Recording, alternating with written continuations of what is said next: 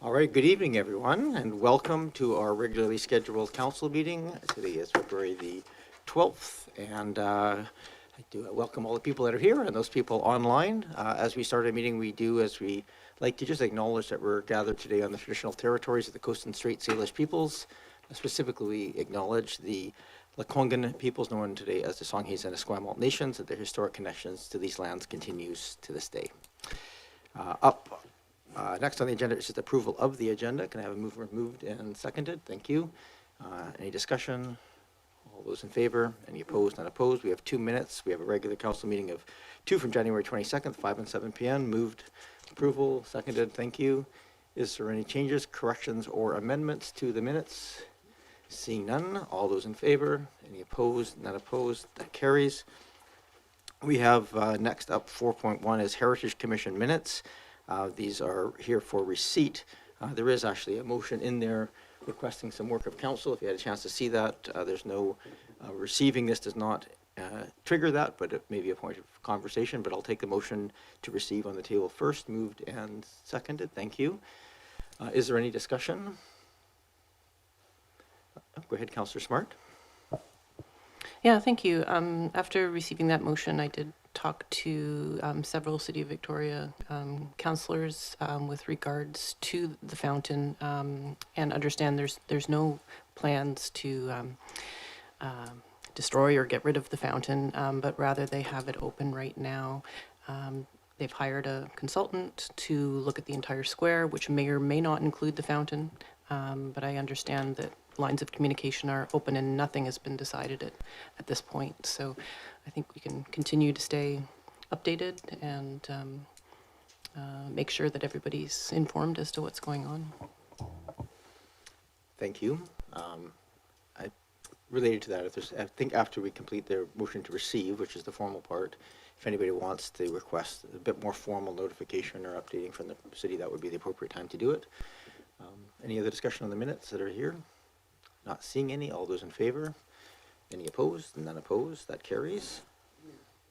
I think that that fountain was very important to us as a gift to the City of Victoria, and I think it would be important for us to get more information on that, because I would really hate to see us lose that as something within the region. So I would personally like to see us find out more about it. And I'm not sure what kind of a motion you'd be looking for, but I would like to push something like that forward.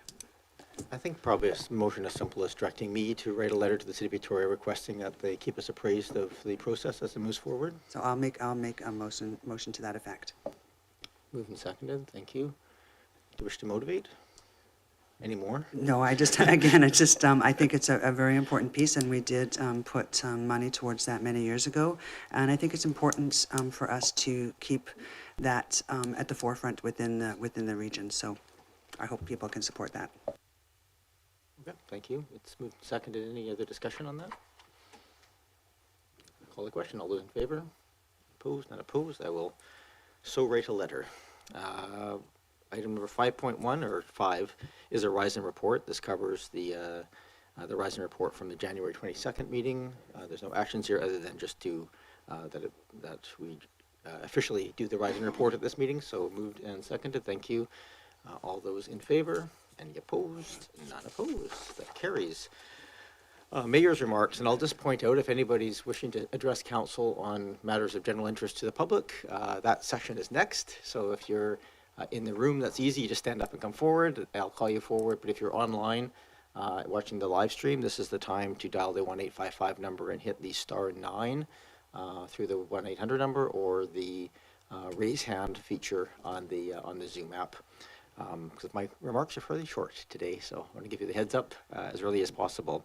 I just want to express my appreciation to our staff and to Councillor Braithwaite, who both were really instrumental in organizing 2 events this last week. One was the Yes Awards, which is something that Councillor Braithwaite started many years ago, which just recognizes amazing young people within our community, and every year they're very inspiring.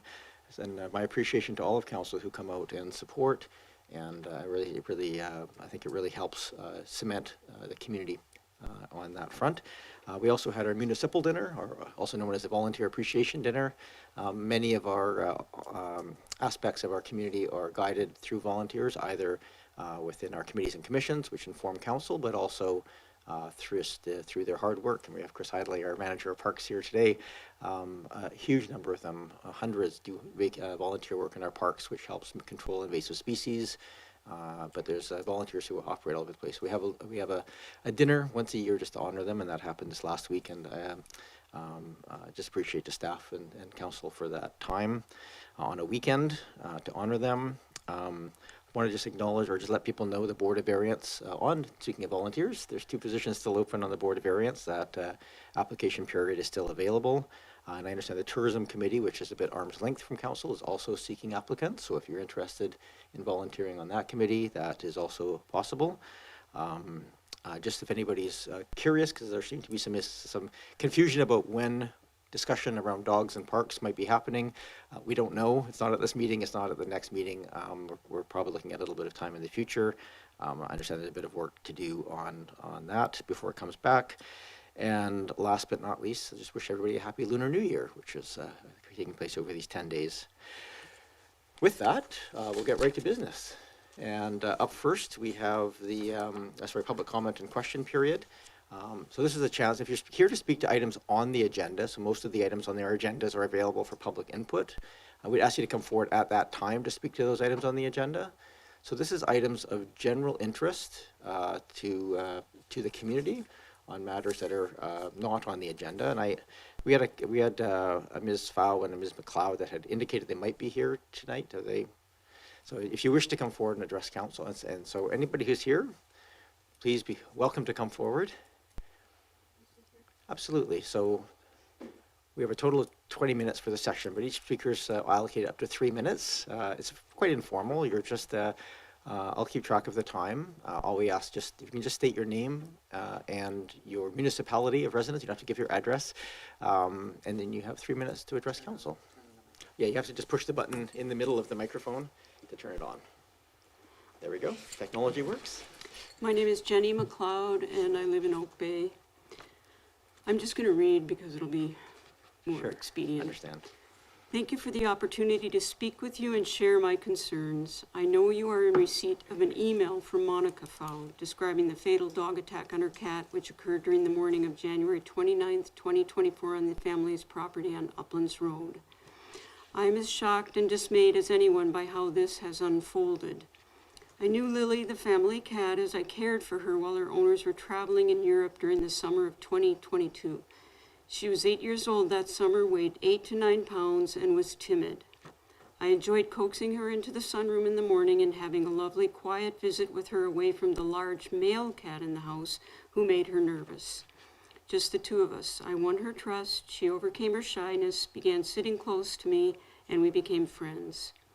Although I never let her outside, I know from Roger and Monica that she very occasionally would ask to go out the side door adjacent to the lane so that she could sit on the porch, enjoy some fresh air, and take in the sights. She only asked to be let out about once a month, and even then, only stayed on the porch for about 5 to 10 minutes. I think you get the picture. I am heartbroken first and foremost for Lily, as she was utterly innocent and blameless. But there are many other layers in this scenario which I find disturbing and troublesome.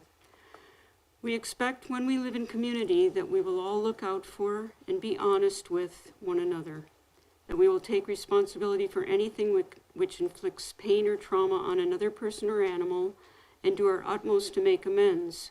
It is really quite straightforward, and I feel strongly that there has to be recourse when behavior does not align with these values.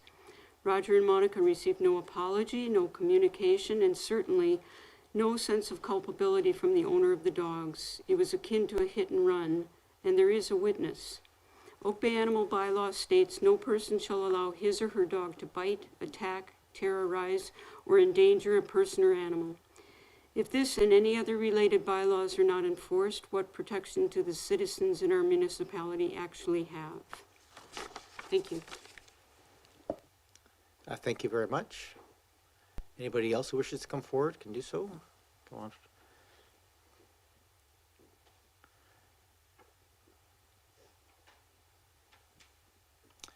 The same process here, just have to state your name, municipality of residence, and you have our attention. Thank you very much. My name is Monica Fow. I'm a resident of Oak Bay, and I thank you for being able to voice my concerns as well.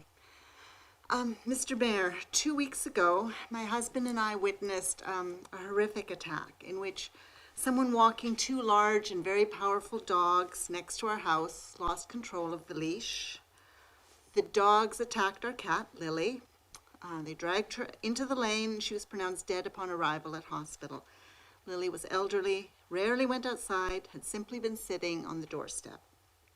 Dog claw marks are visible all the way to our door, 16 feet from the lane.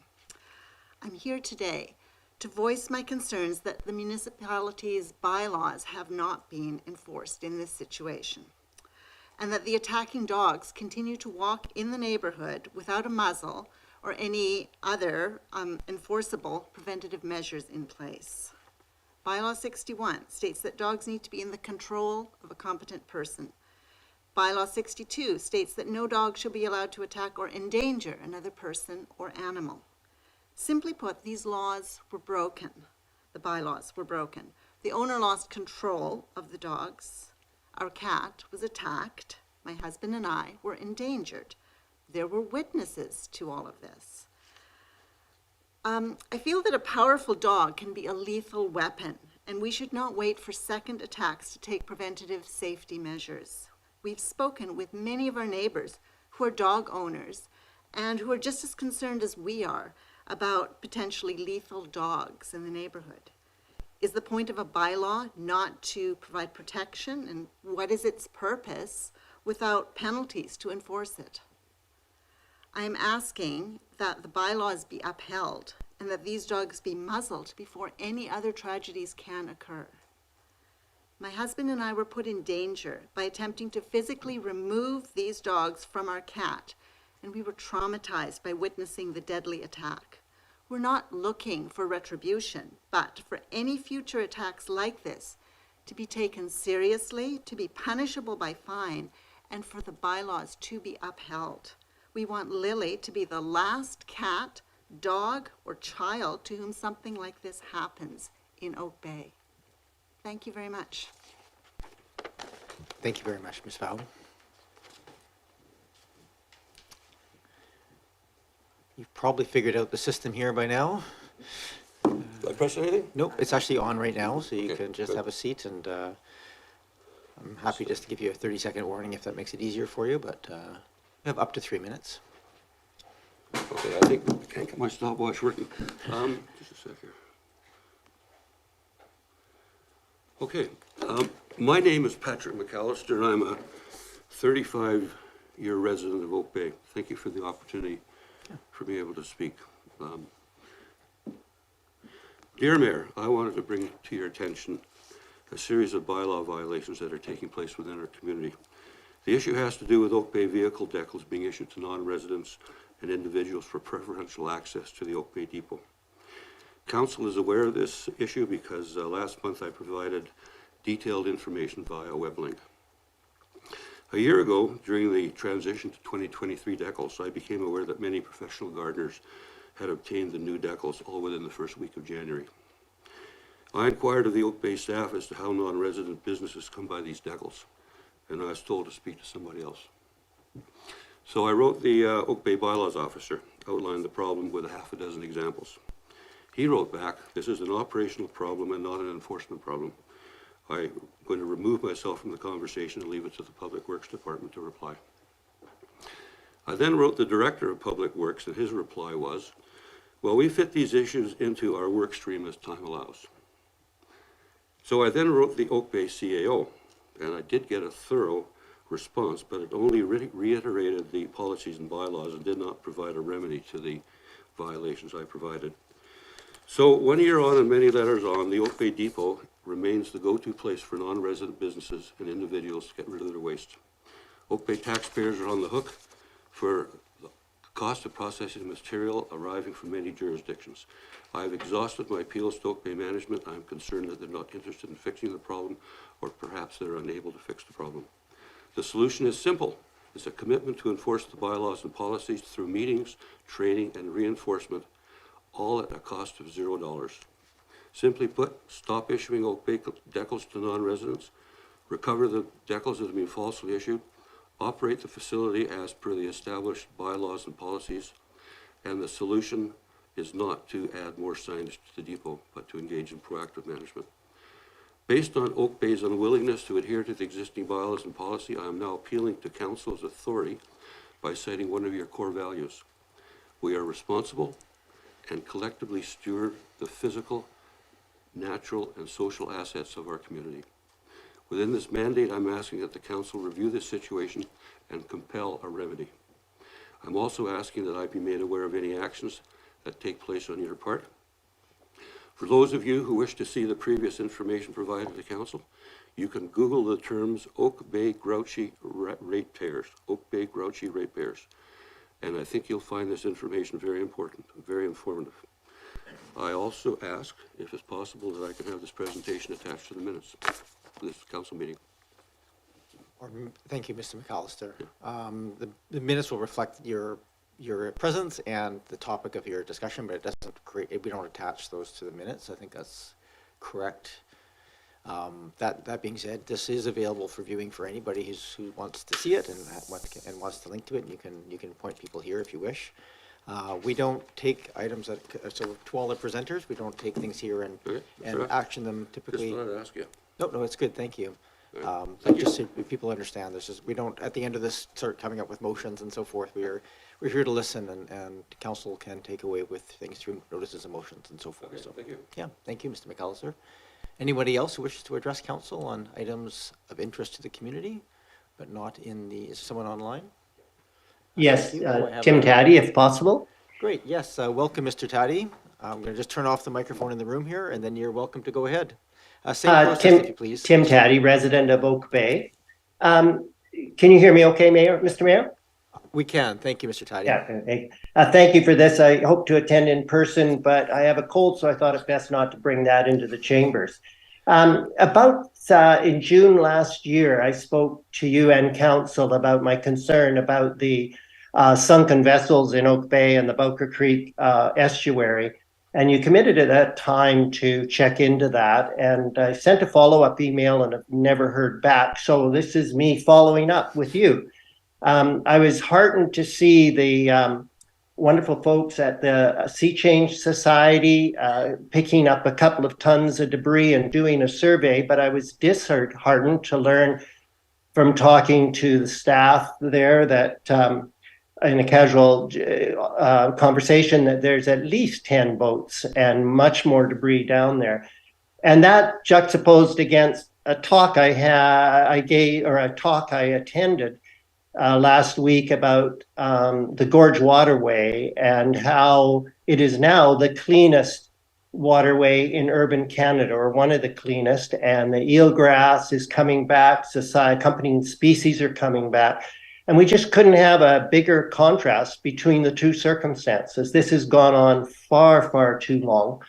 And, you know, with respect, Mr. Mayor, all my inquiries into this with the province, with other parties, suggests to me and gives me impression that money and will is there in the province, nonprofit societies. But I get an impression of disappointment and somewhat surprise at the lack of interest out of your office. So I just really hope this is on the agenda. We're not talking about the long-term management, which has been a real kerfuffle and is a longer-term issue. We're talking about cleaning this up and getting the Bowker Creek estuary in the same form as the gorge, or start cleaning it up. It's a mess. Thank you very much. Thank you, Mr. Taddy.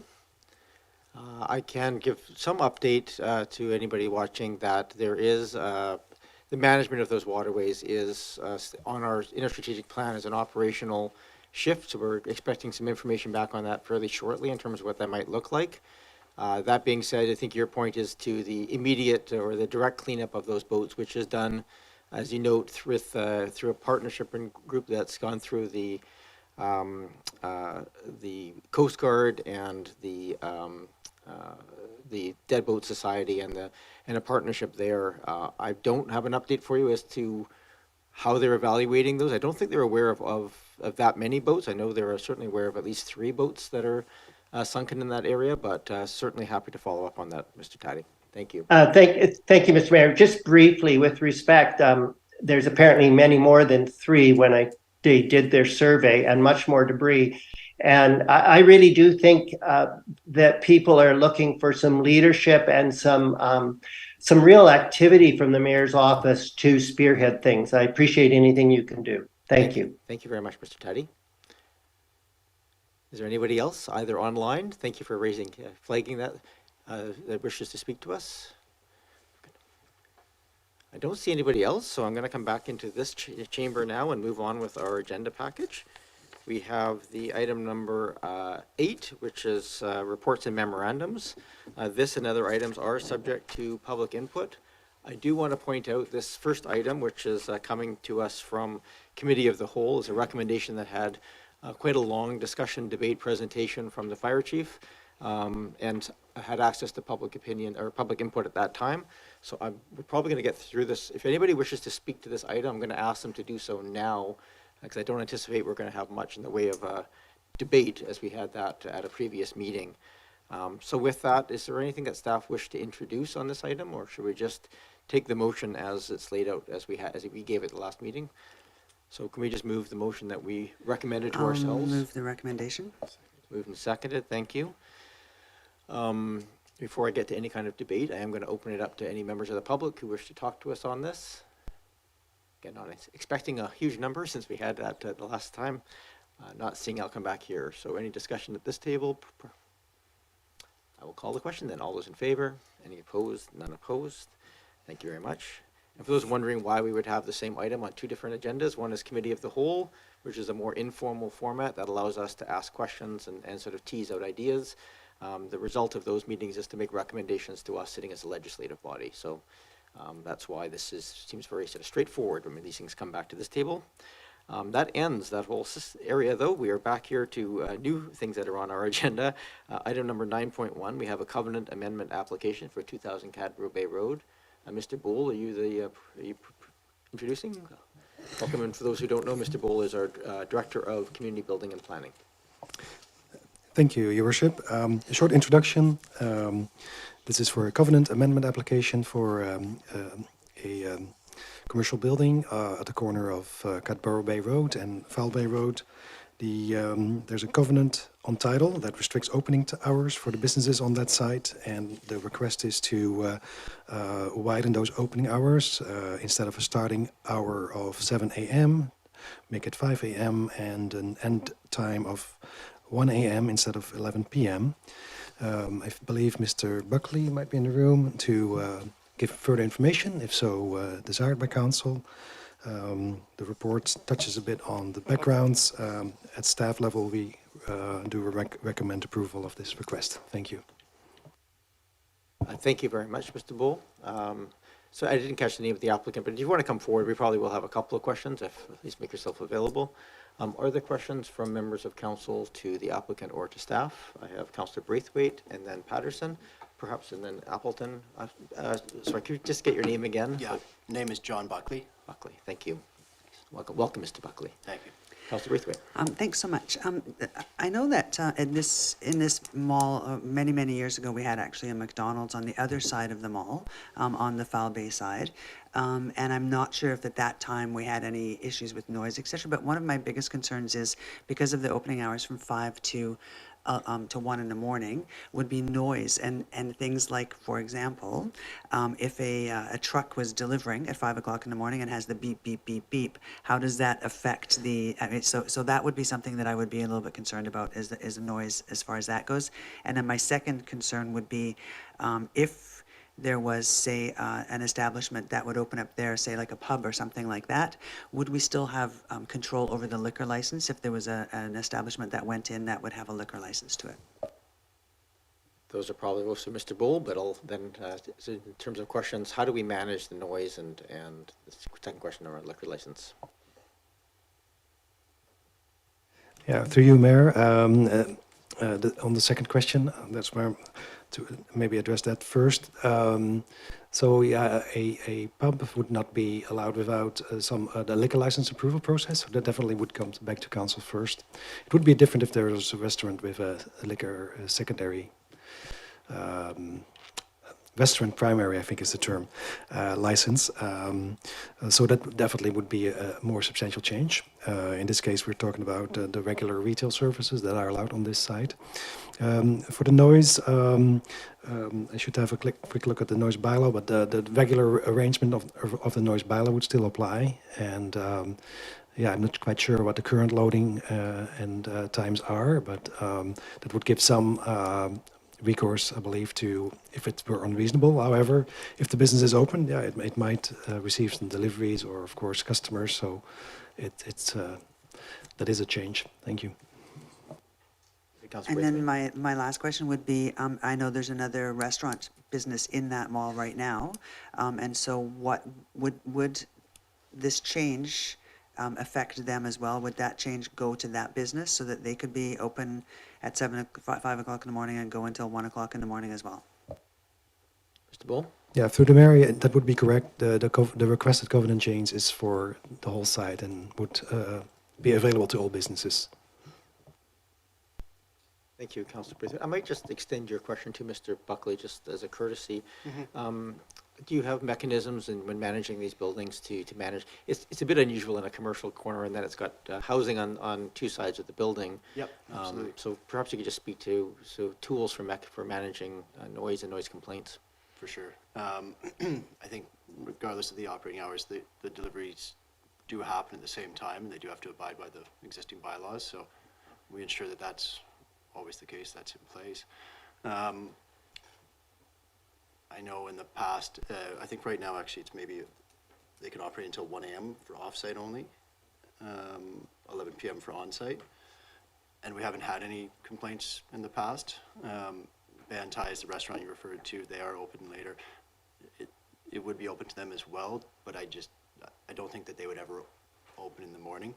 But I could see them taking advantage of the takeout later on because that is a big part of their business. So the thought is it would help a lot of the tenants and help with the leasability of the center if we could extend those hours, open it up. Thank you. I have Councillor Patterson and then Appleton.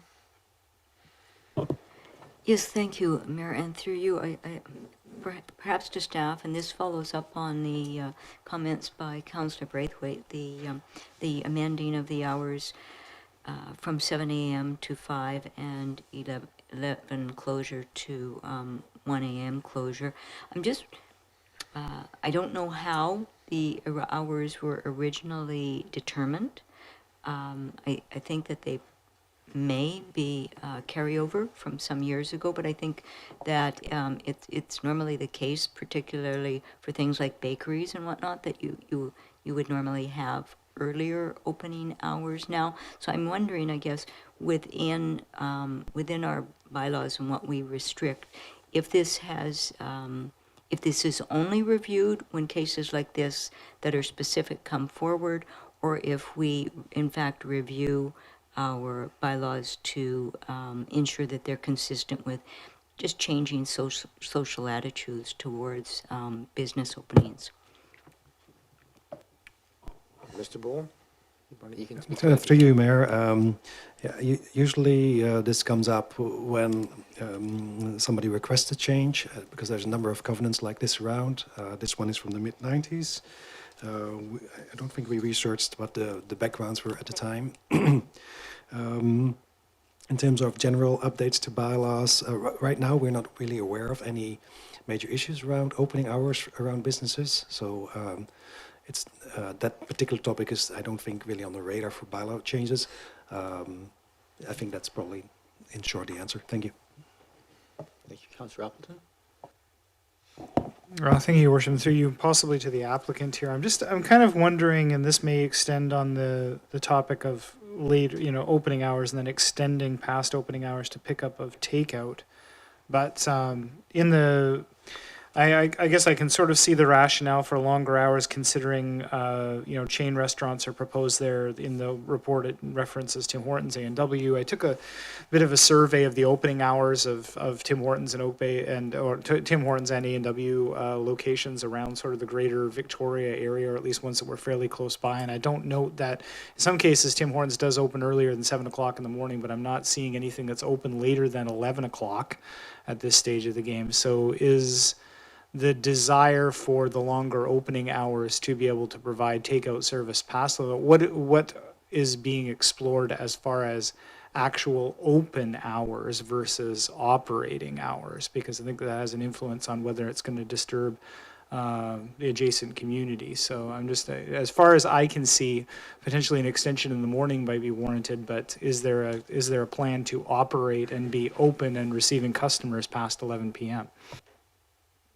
Yeah, it's a good Mr. Buckley? question. Yeah. I think the morning piece is a bigger component for them, being able to serve coffee in the morning. They did raise it as something they would like to have the option to be able to offer off-site consumption later on, beyond 11 p.m. as well. But that's as far as we know, they would like to have it open to 1. I haven't seen anything that would suggest otherwise from them. Anything else, Councillor Appleton? So thank you, Your Worship. Maybe a follow-up to staff then the existing covenant could potentially be amended to extend extend morning opening hours, but we could also have the option of potentially limiting open hours to 11 o'clock with off-site provision until 1 a.m., sort of similar to the existing bylaw. So a slight amendment to what's actually proposed here. Is that correct? Mr. Bull?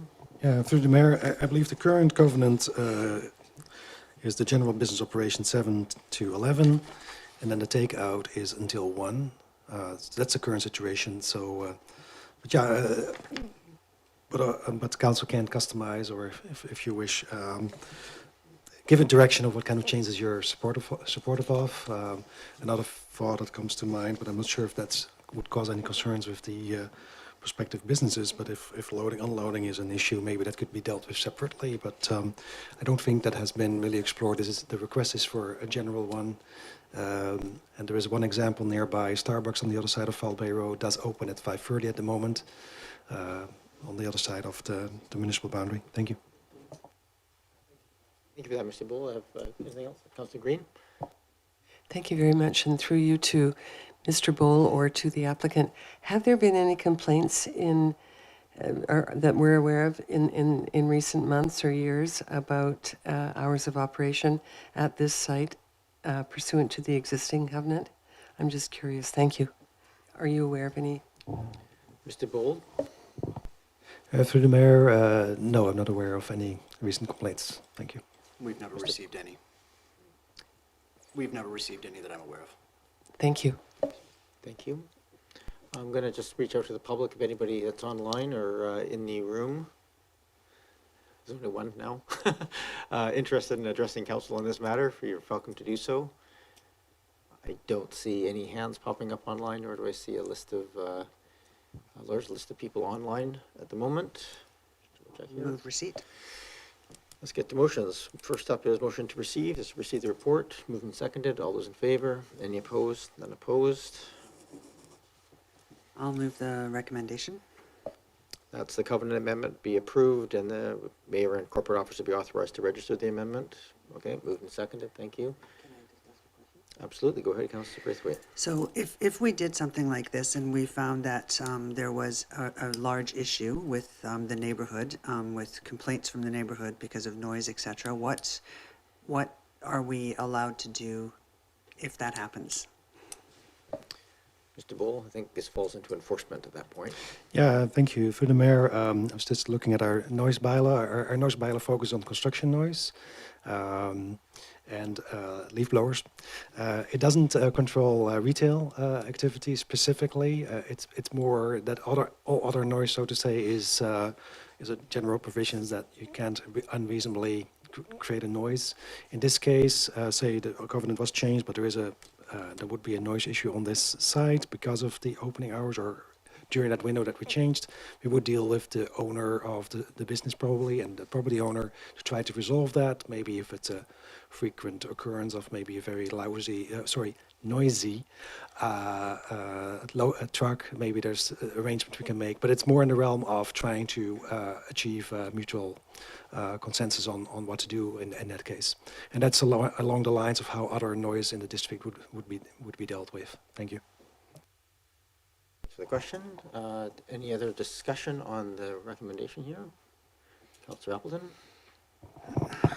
Thank you, Worship. Yeah, I'm not looking at, trying to look for the specific language of the motion that specifically relates to the hours. It said the motion is for a recommendation for an amendment to the hours, and I think it's the request is for operating hours between 5 and 1 a.m. without restriction. I would prefer to propose an amendment to those operating hours to allow for unrestricted operation from 5 a.m. to 11 p.m. with takeout food services permitted from 11 to 1 as they currently are. Okay, so the motion to amend the changes to that. So the only change there is limiting the hours between 11 and 1 to takeout only. Correct, Your Worship. Okay. Is there a seconder for those changes? I don't see a seconder for that change. I'll give it another couple seconds here. No. So that motion to amend does not move forward. So we're back to the main motion. Any other discussion on the motion? Seeing that, all those in favor? Any opposed? One opposed. Councillor Appleton opposed. That carries. Mr. Buckley, good luck with finding tenants, and please keep them quiet. Thank you. We move to item number 9.2, which is a license of occupation for the Scouts property.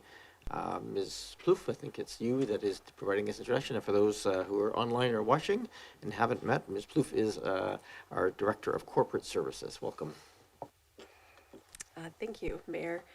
So this is just a standard renewal for a license of occupation for the Scouts. They've been in the building for many years, and their current agreement expired on December 31st, so we're a little bit behind in getting this renewed, but they are aware of the renewal and they've seen the document that's presented before you. The only thing different is that we have added just some clarification over use of the parking lot. That is added as new wording from the last agreement. And there is a termination clause with 12 months notice, which is typically industry standard if you're asking somebody to relocate. Thank you for that. We'll open this up for the public as well if anybody's interested to address council on it. But first I'll go to questions from council. Go ahead, Councillor Watson. Thank you, Mayor, and through you to Ms. Plouffe. Just one question. Would I be right in assuming that the fire insurance is provided by Oak Bay and just the liability insurance by the Scouts? That was an expression on her face of not knowing 100% for sure. Ms. Plouffe, do you know? Thank you, Mayor. We do own the building, so we would have our own insurance on the building as well, but their insurance would be the liability insurance. Anything else, Councillor Watson? Yeah, so in the event of a fire, they're not on the hook. Their insurance is not covering that. It's Oak Bay's insurance that's going to make the building whole, right? Is that, yeah, okay. Yes, the heads are nodding for those online. I have Councillor Patterson. Yes, thank you, Mayor, and through you to Ms. Plouffe. Thank you so much for the update on this. I was anticipating having a feasibility report on the emergency services building by year end, as we stated that we would in the annual report. That is not available. I was hoping it would come prior to this. Could you just enlighten us on what we can anticipate by way of perhaps something on the emergency services building that will affect the traffic flow at the site? Go ahead, Ms. Plouffe. Thank you, Mayor Murdoch. Through to Councillor Patterson. At the Committee of the Whole on the 20th of this month, there will be an update on the feasibility study of the site for the emergency services building. I believe they're calling it the public safety building. And as part of that, there could be some discussion around the traffic use and just the site overall. But my understanding is you'll see an update next week. Anything else, Councillor Patterson?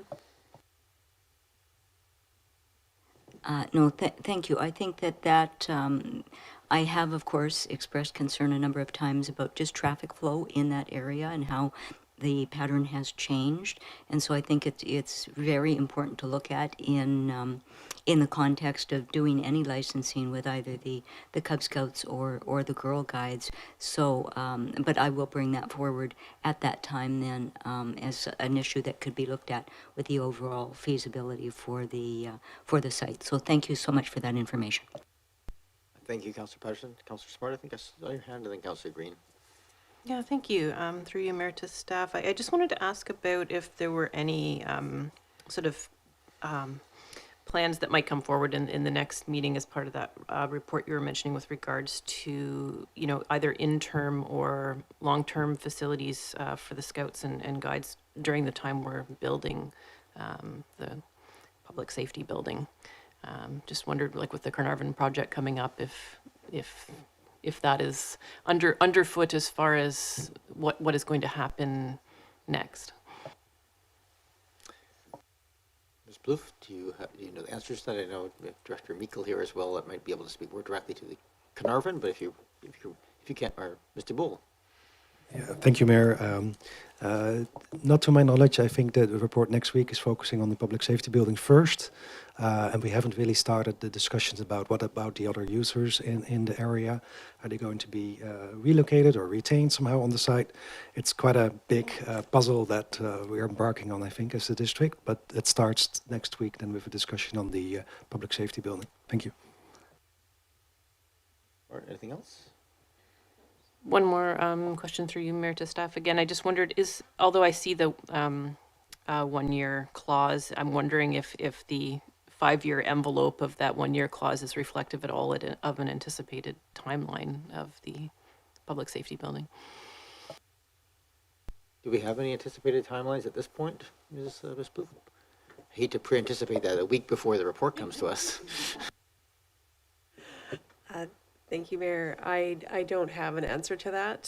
So these types of agreements are generally 5-year agreements, and they do usually contain a termination clause. And just because of the discussion around the site, that is why there is that 12-month clause. So, you know, I suspect that it would take far longer than 12 months once a decision was made, regardless. But we can certainly lower that 12 months to another time frame if council is more comfortable with that.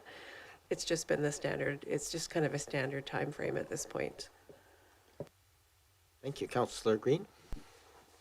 Thank you. And I wonder if anyone could help me refresh my memory. Are there any issues with this building in terms of usage? I recall a conversation or comments about, I think the firefighters had issues with the building in terms of using it for emergency services, training work, etc. And I just want to make sure that this building is sound for the use by children and especially groups like this one. So do we have, through you, Mayor, to Mr. Bowl or Ms. Floof or anyone else, do we have any concerns about the condition of this building, and are there improvements required that we're aware of, and so on? So that's my main concern. Thank you. We have so many resources here. So we have both David Graham and Frank McDonald, or Chief McDonald, here with us. There was some discussion before about possibly using the building for training purposes. That was proving problematic.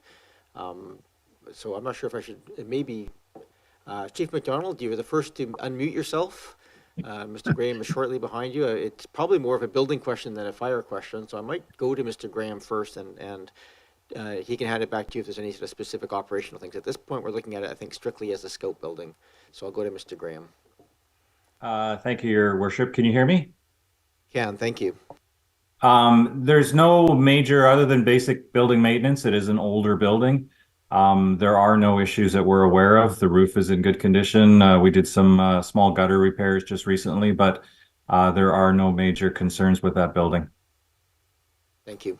Thank you. I appreciate that. I appreciate the short answer. Thank you. Any other discussion or any other questions at this point? going to make the call again to the public. Any members of the public who wish to address council on this matter? There is, of course, this kicks off a process if this motion moves forward, seeking, giving notification for 2 weeks. And just for my clarification, my understanding is if there's no negative responses in those 2 weeks, and this goes forward automatically. If there are negative responses in those 2 weeks, what happens then? Does it come back to this table for consideration? That is correct. Okay. Very good. So, seeing no hands popping up online, I will come back to this table. First motion would just be to receive the report. Moved by Councillor Green. I will move the first motion to receive. Thank you. Is there a seconder? Moved and seconded. Thank you. There's the debate receipt motions. All those in favor? Any opposed? None opposed. That carries. And go ahead, Councillor Green. I'm happy to move the second recommendation. Okay, this is basically to grant a license of occupation subject to. Moved and Thank you. seconded. Thank you. Any other discussion on this? Don't see any. All those in favor? Any opposed? Not opposed. Thank you. Certainly wish the Scouts all the every happiness in that building. It certainly had a long and storied history. Lots of people have come through that building. Moving to section 10, we move to reports and memorandums. Again, all of these are available or open for public input. The first item is probably slightly more, one of the more straightforward ones. We have Ms. Morden here with us, seeking council approval for grant applications. Ms. Morden, welcome to the meeting. Thank you, Your Worship. Can I just do a quick mic check? Everyone can hear me? We can. Okay, perfect. So I'll just provide a really quick introduction here. I know your agenda's packed. So the purpose of this report is to seek council authorization to apply for 2 grant programs. Both are administered by the Union of BC Municipalities on behalf of the province of BC. The first one is the Local Government Development Approvals Program, which will help to advance Council Priority Project number 78. That is to streamline and optimize the district's development processes. And the second application is for the Disaster Risk Reduction and Climate Action Program.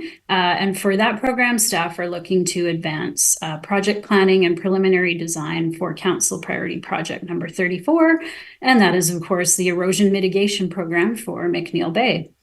So that's just a really brief summary of the report. The required wording for the resolutions is just as outlined in the report recommendations, and I'm happy to take any questions. Thank you.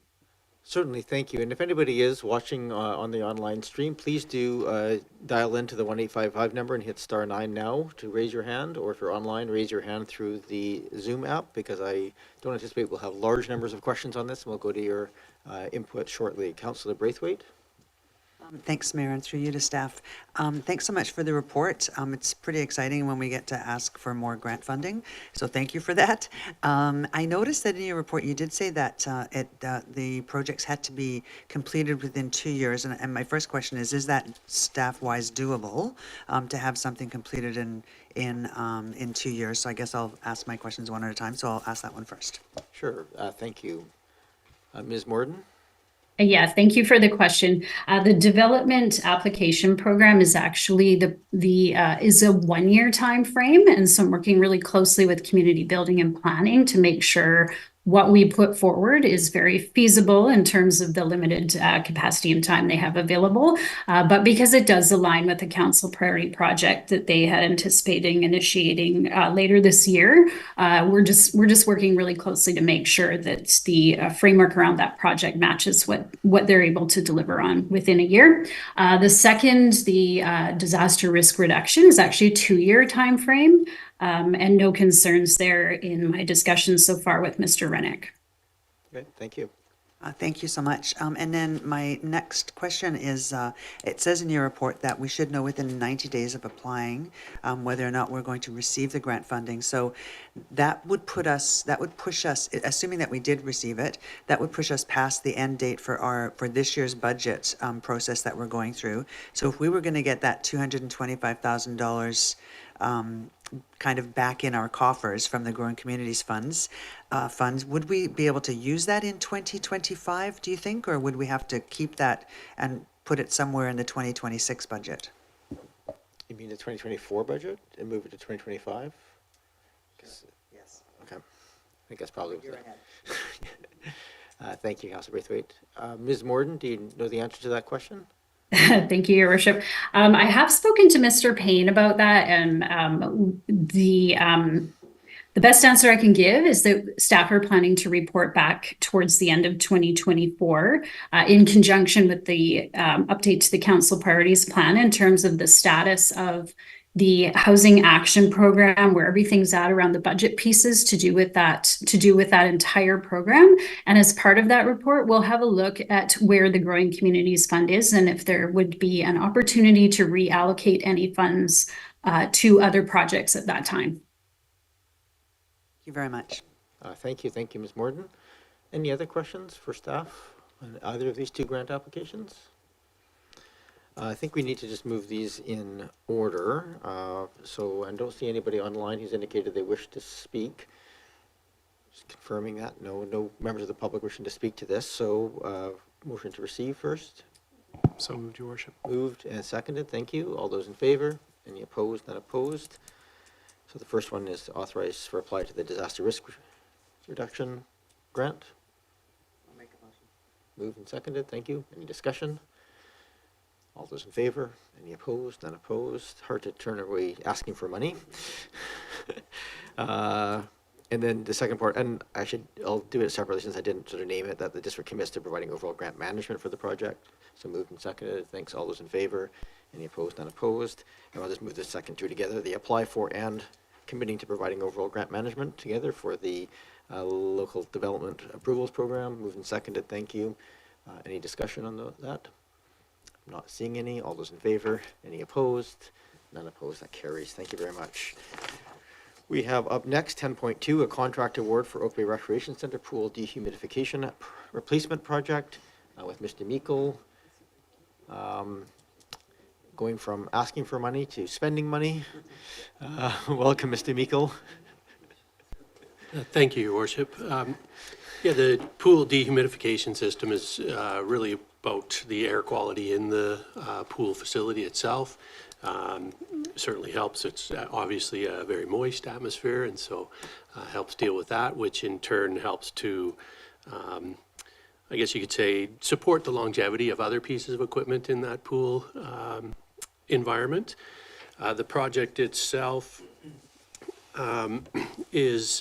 does have significant energy savings, so a replacement of the dehumidification system should provide approximately 4,000 gigajoules per year savings and GHG savings of about 200 tons. So there should be some utility savings over the long term there. It is planned for, we have planned for this project. It's been about 2 years in the planning. In terms of the cost overruns, we received the last estimate for this project in the fall of 2022, put it into the budget for 2023, or the last adjustment we made to that was for the budget 2023 budget. I did actually happen to see just the other day, February 9th, the Business Examiner article, which does highlight that between 2020 and Q2 2023, construction costs are up about 29% in the province. And even a higher level, about 40% for commodities, especially metal, and this project is primarily manufactured with metal. And above all, we're still seeing an increased demand for construction on the island, especially. There's not a great deal of competition for projects such as this on the island, and still dealing with a decreased supply of labor and equipment in the market. As mentioned, we have, in that planning process, we've planned for a July-August shutdown of our pool facility this year. The pool generally is shut for about 4 to 6 weeks every second year. This is in the cycle of every second year, would be normally. Generally, we close for June and into that sort of first week of July. But we took a look at what other opportunities there were for swimmers, and July-August certainly provides outdoor opportunities, as well as we are still remain in a reciprocal agreement with the other recreation facilities in the region, and nobody else has a pool shutdown plan during that time, so should provide opportunities for our customers to still get their swims in. In terms of the bidding process itself, as outlined in the report, there was one bid and came in as it did. We did go back and check with the Polar Engineering, the engineering company that we've been working with to develop the design specifications for the project. They felt this is relatively in line given the price increases in the construction industry over the last couple of years. They're actually doing a very similar project on the mainland currently, which is, although there's more competition in bidding on the mainland, they said we're in the same ballpark as that project on the mainland. And we do not feel that there's kind of a potential for cost savings if we were to cancel and postpone this project. We also face a bit of uncertainty with the unit itself and its longevity over the next couple of years. It is at the end of its lifespan and does need to be replaced. Thank you. Thank you, Mr. Meikle. I have Councillor Smart and then Braithwaite. Thank you. Through you, Mayor, to Mr. Meikle. Two questions. One was just regards to the schedule, and I know you've tried to find the perfect compromise, but I'm just thinking of the parents in summer camps and some that can only fit swim lessons in the summer. Is there any way of shifting or expediting the schedule, or is that really what needs to happen? Mr. Meikle? Thank you, Your Worship. Through you to Councillor Smart. Any way we plan this will have an impact like that. If we push into September, there's all those folks that are starting September lessons. Unfortunately, there is really no time that would provide zero or less impact, really. Thank you. My other question is just around, through you, Mayor, to Mr. Meikle, was an electric option quoted, just looking at trying to divest from fossil fuels and thinking of this as very long-term equipment. Just wondering if electric was considered or at least costed. Mr. Meikle? Thank you, Your Worship. My understanding is, yes, we did take a look at that option. The building itself would need some significant electrical upgrades to support the capacity needed, which actually would have added a fair amount to the costs. Go ahead, Councillor Smart. Thank you, through you, Mayor, to Mr. Meikle. I guess just thinking of the life cycle of that and the carbon impact, and that we're going to be counting our carbon, is that information that could be provided to council, or at least more information given around how much more and what the difference is in carbon between those two options?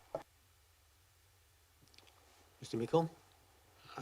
Thank you, Your Worship. I'm sure it could be provided. We'd need to do some further work with our engineering consultants to gather that information. Unfortunately, there's a bit of time pressures here to order the equipment and get things moving in time for that July shutdown. So if council desires, we can certainly take a look at getting that information as quickly as possible. I have Councillor Braithwaite. Thanks, Mayor. Actually, Councillor Smart asked two of the questions. One was about the electric and the other was about the pool shutdown.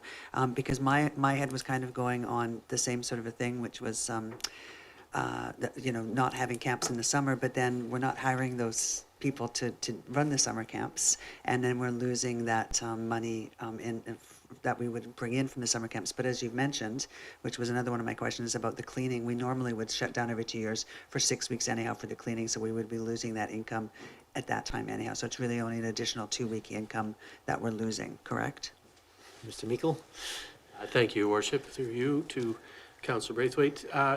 Yeah, a typical shutdown, we generally plan for 4 weeks, so this is 4 weeks longer. We have had, sometimes it does stretch to 6 weeks, depending on the projects that need to be done. We will still be running summer camps. Our full slate of options for summer camps will be running. We will be using other pools in the region for those camps and or outdoor spaces. One of our aquatics camps will actually be, we're theming around going to visit lakes with our lifeguards and those kind of things. So we have no plans to decrease the number of camps we're offering. Thank you. And my next question was around, when I was looking at the report, I got a little bit confused around the money for that was coming from the grant. I read that there was an opportunity for upwards of $250,000 for a grant.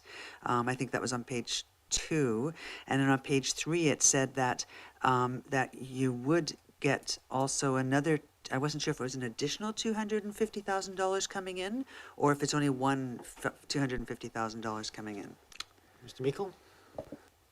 Thank you, Your Worship. I'm pleased to say, in the time that this was submitted, we have confirmed that we have received one grant of $250,000 from Fortis. That has been confirmed.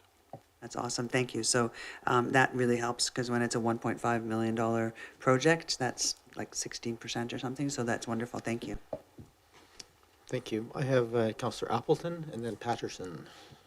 Well, thank you, Your Worship, and through you to staff. I'm just wanting to inquire with Mr. Meikle about what's the, I guess you made just a reference there to there being more availability of contractors on the mainland and that do work. You know, obviously there's more facilities there, so clearly I can understand the rationale behind that.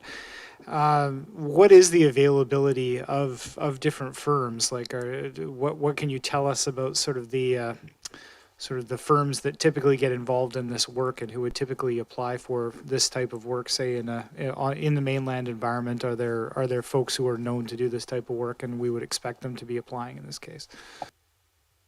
Mr. Meikle? Thank you, Your Worship. Bit of speculation, I guess, on my part, but we typically, and we'll use our own example of replacing the ice plant 2 years ago, where we had 3 proponents bid on that project. One being primarily from the island, Accent Refrigeration, although they're now more international than anything, and then a couple from the mainland. So whether those mainland companies, again, just with staffing shortages, didn't have the capacity at this point to put in a bid, we're a little uncertain. We don't know exactly why or why not. But our understanding is that the bid that did come in was one island company, Accutemp, and they are partnering with actually the same company that did our ice plant operation. Fraser Valley Refrigeration is their subcontractor. Thank you. Councillor Patterson. Yes, thank you, Mayor, and through you to Mr. Meikle. Thanks for the report. Just a couple of questions, I guess, that I have is the first being, are there any disposition costs or complexities to the project? Mr. Meikle? Thank you, Your Worship. We feel that because of the design work that was done with the engineering firm, the Polar Engineering, the mechanical engineering firm, the design specifications are fairly tight. We don't feel there's a huge amount of play, so to speak, in that end of things. There is a bit of uncertainty in the electrical components, and once we get into that, so that thus we have requested a $50,000 contingency fund there as part of this request. We feel if there are some unknowns in the electrical side of things, that will help cover that piece. And there's a bit of uncertainty because there will have to be a break in the building membrane, the building envelope, to complete this project. Again, we're about 90% certain that all should be fine there, but anytime you break an envelope, you may discover some unwanted things. But so again, we feel we've done the best prelim work we can with our engineering consultants to get as close to specifications and as close to cost as possible. Councillor Patterson. Yes, thank you. And the next couple of questions are actually a bit financial in nature, but I'll offer them to Mr. Meikle and perhaps he can respond on them. But the price increase here is, of course, substantial over what was budgeted. And that seems to generally be what is happening kind of across the market in a lot of these projects.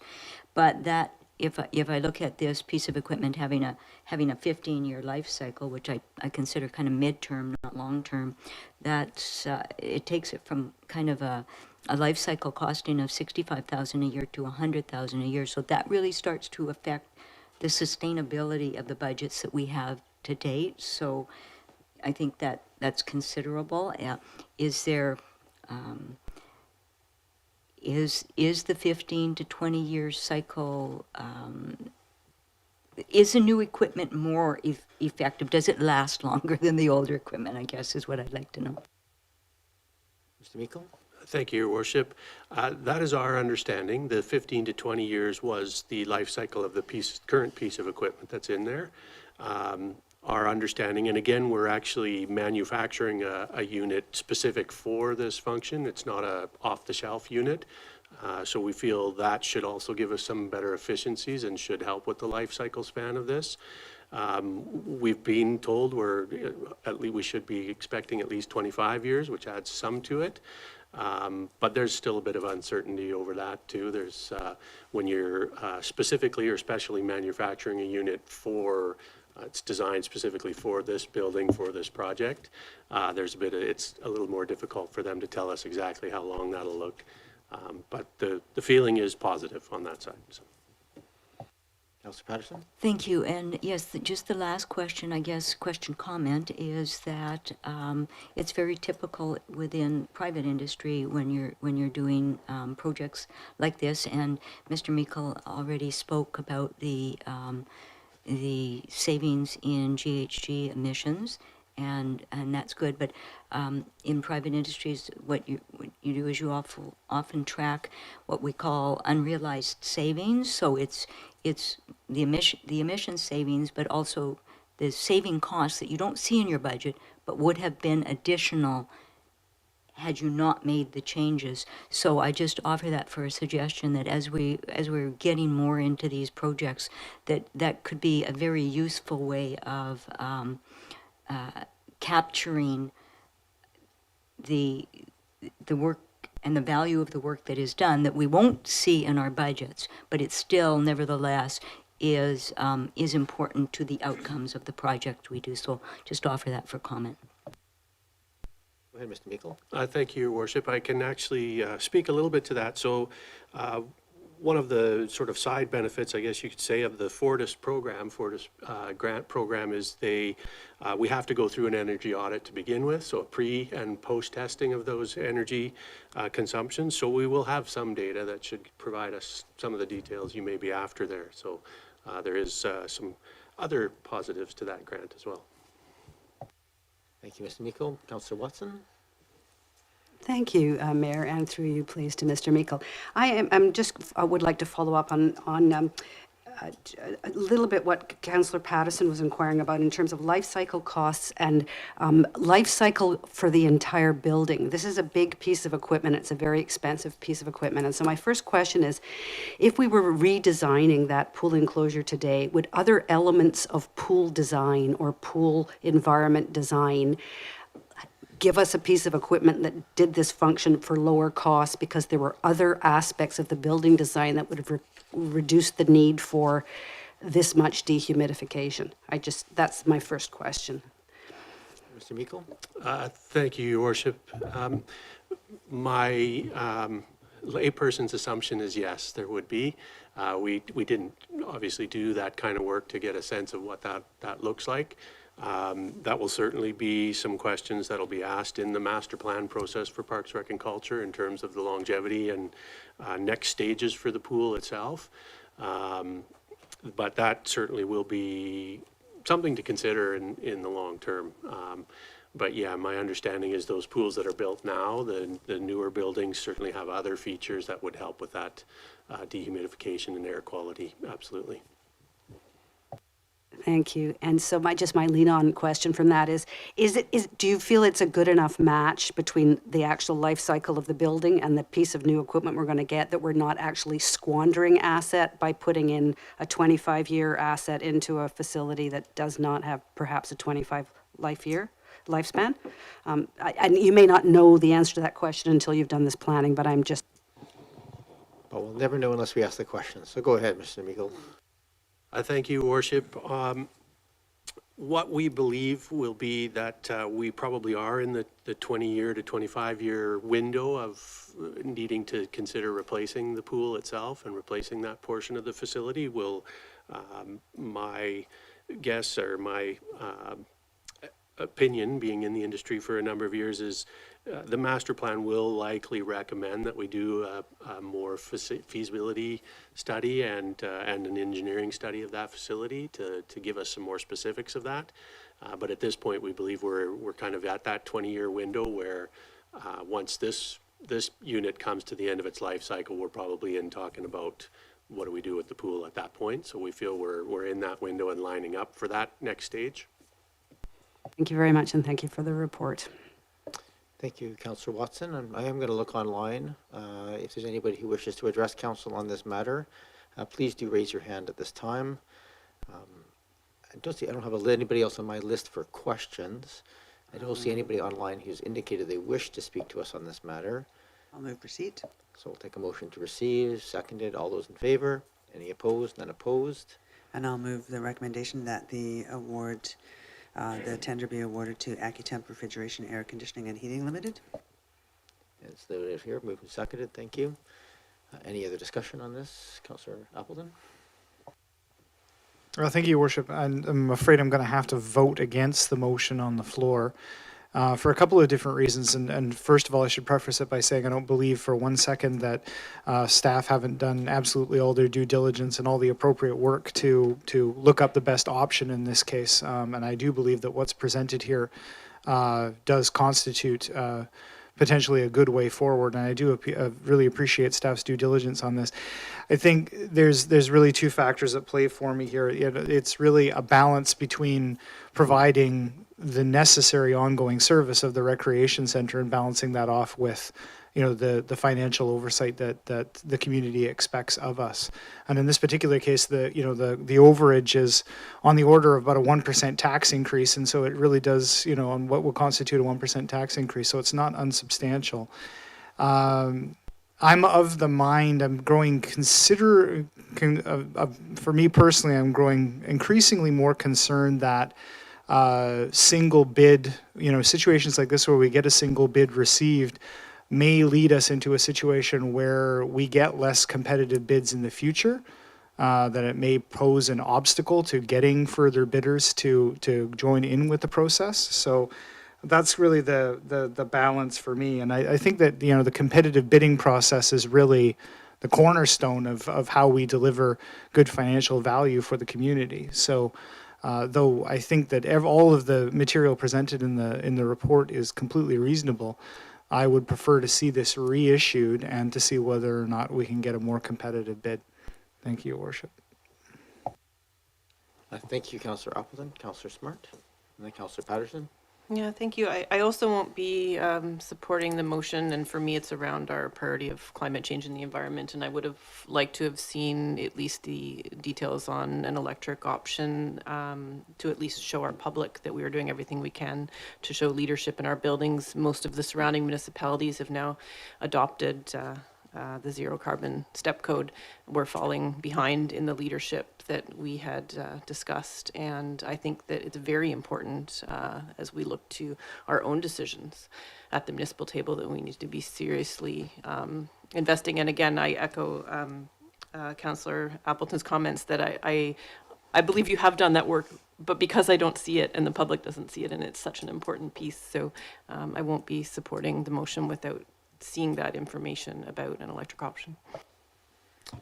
Thank you, Councillor Smart. I have Councillor Patterson and then Councillor Braithwaite speaking to the motion on the floor. Yes, thank you, Mayor. And just responding to some of these comments, I guess I certainly, and I have commented that I realize that the price that we received on the bid adds significantly over to what we were anticipating. And that plays out not just in this initial installation, but it plays out in life cycle costing. I do know, though, that certainly with some of these mechanical contractors right now, I am actually quite pleased that we received a bid on this equipment simply because there is so much opportunity for these contractors to actually increase their profitability by doing smaller jobs rather than allocating staff to this job. So I would expect that the profit margin is not as great as what they could make up in smaller jobs, but also just as somebody who was involved with commercial buildings for a long period of time, including swimming pools, a dehumidification system is extremely important if we want the building that we have to, in my opinion, survive the length of time, to give us the option to look overall at our building inventory and what needs to be done. And the recreational facilities are not inexpensive. They are cost-intensive buildings to run, but I do know that the building is extremely important to the district, and I think that Oak Bay's staff has proven over the years to be diligent in not overspending, but doing the work that needs to be done at the right time to maintain the life of this facility, unlike other districts where they have cut corners on their buildings, and unfortunately that's come home to roost because they have resulted in much higher costs or total replacements to them. So I think given the age of our building and what we have and the life expectancy of this equipment, in consideration of what the useful life of the building is left, I consider this to be a vital piece of equipment. And so, while not pleased that the price has increased, I'm satisfied that staff has been diligent in pursuing this, and I wouldn't want to see it go out and be drawn out longer. I think the industry is only getting busier right now for mechanical contractors, and could be in fact harder. So I'm satisfied. I'm pleased to support the staff recommendation. Councillor Braithwaite, speaking to the motion. Thanks very much. I appreciate the comments from Councillor Appleton and Councillor Smart, and I do understand where they're coming from, but I would definitely concur with the comments from Councillor Patterson. I too feel that our staff is very good at going out and doing the due diligence on this. I feel confident that they've done everything they can to get as many bids as they can, and that this bid, they've even gone out and figured out if this bid is in line with what it would really cost, and they came back with information that yes, it is. They've also gone out and they've got a $250,000 grant, which decreases the amount from 1.5 million to 1.25 million, and I'm very confident that they will also continue looking for grants to see if they can get more grants for it. So I'm very happy to support. Again, I understand where Councillor Appleton and Smart are coming from. It would be nice to have more bids. We're not in a position right now to have more bids, but it's important for the longevity of this building that we go ahead with this, so I'm happy to support it. Thank you, Councillor Watson. Thank you, Mayor. I will be, it's great to listen to comments and different viewpoints on this in terms of various aspects of whether we should move forward with this project at this time or not. I will be supporting the motion. However, I do understand Councillor Smart's interest in electric options because of climate change. I have from what we've heard from staff, I have a sense that it's just not the right time in this building's life cycle to be making that kind of switch of major infrastructure. Doesn't mean to say that we wouldn't be doing it in a new building, I'm sure we would, but the additional investment required to do that right now is probably misplaced investment.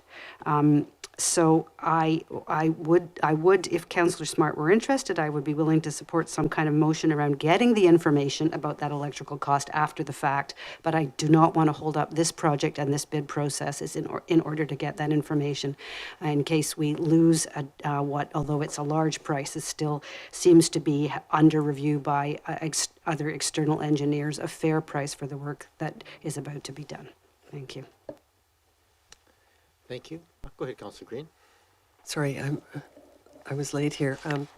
I will be supporting the motion as well, and I really appreciate the comments of my colleagues, but I believe that this is, at the end of the day, a public health and safety issue in terms of air and humidity within the building, and also a maintenance issue, I would imagine, down the road, because humid air causes mold and other degrading conditions. So I will support, and I appreciate the report. Thank you. Thank you, Councillor Rain. I just have one quick question just for my clarification.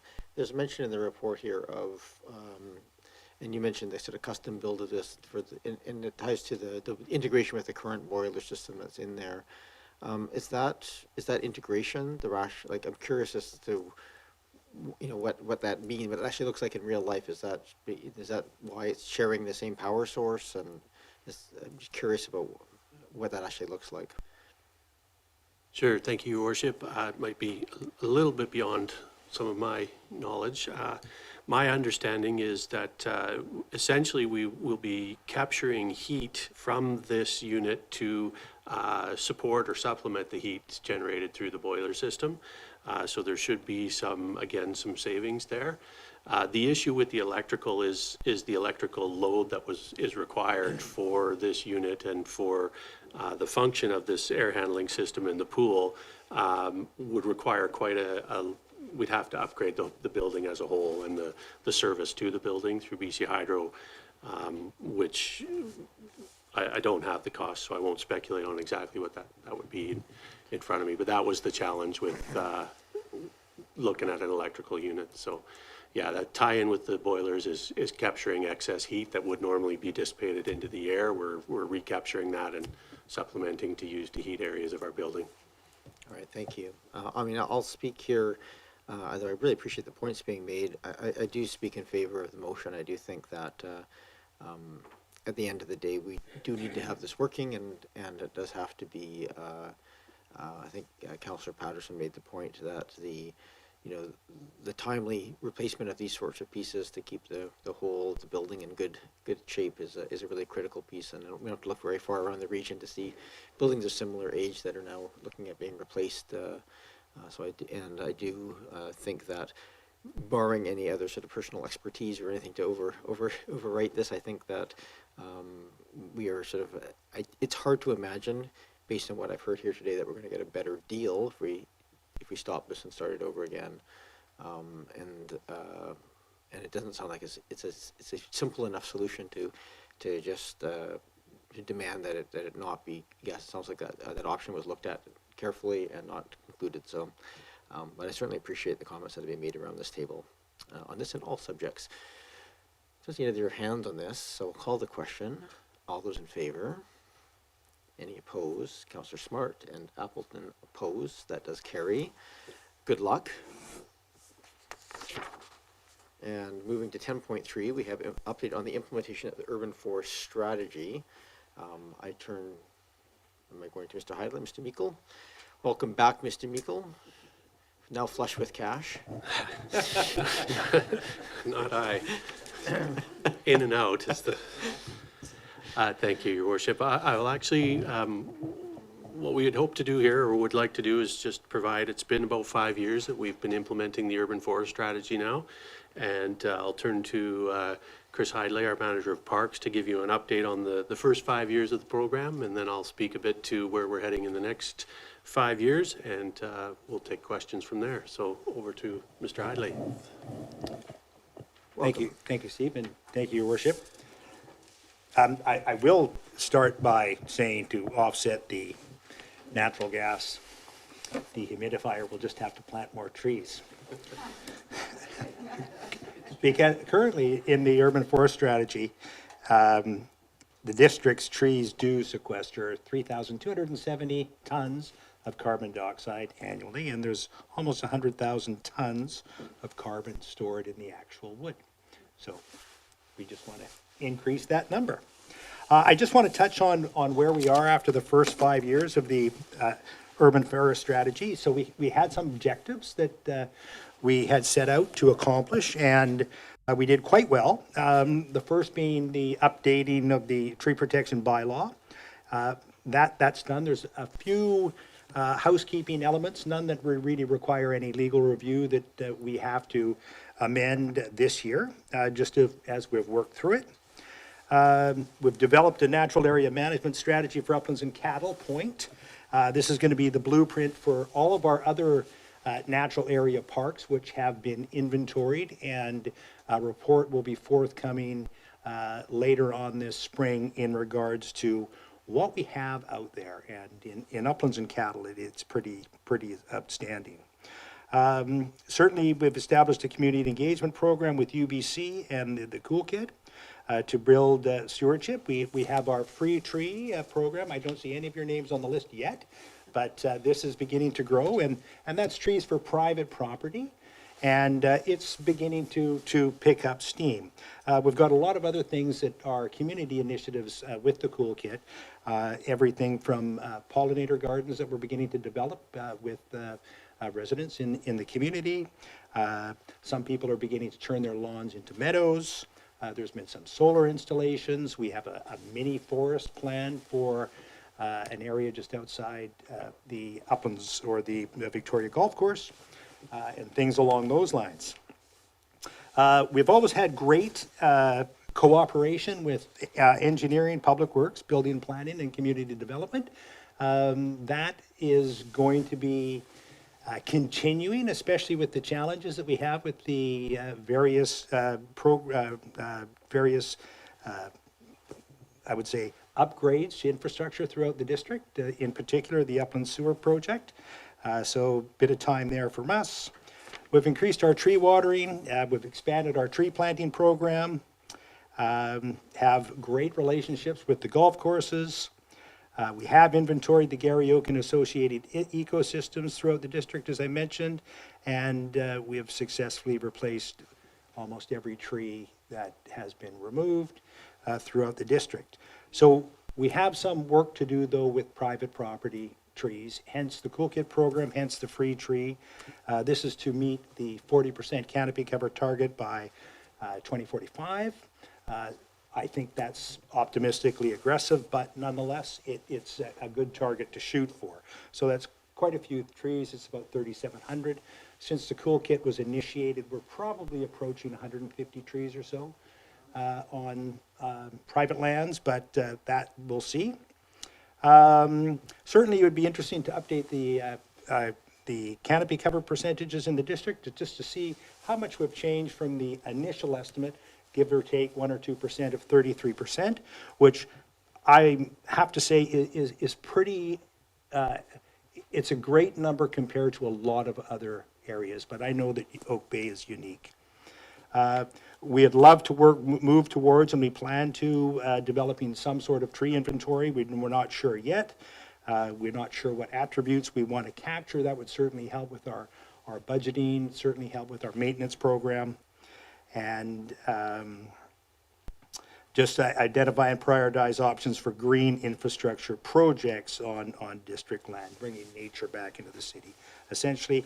And we have a few irons in the fire that I won't really talk about with the Lekwungen Peatman First Nations that we're beginning to develop with some other stakeholders in the community.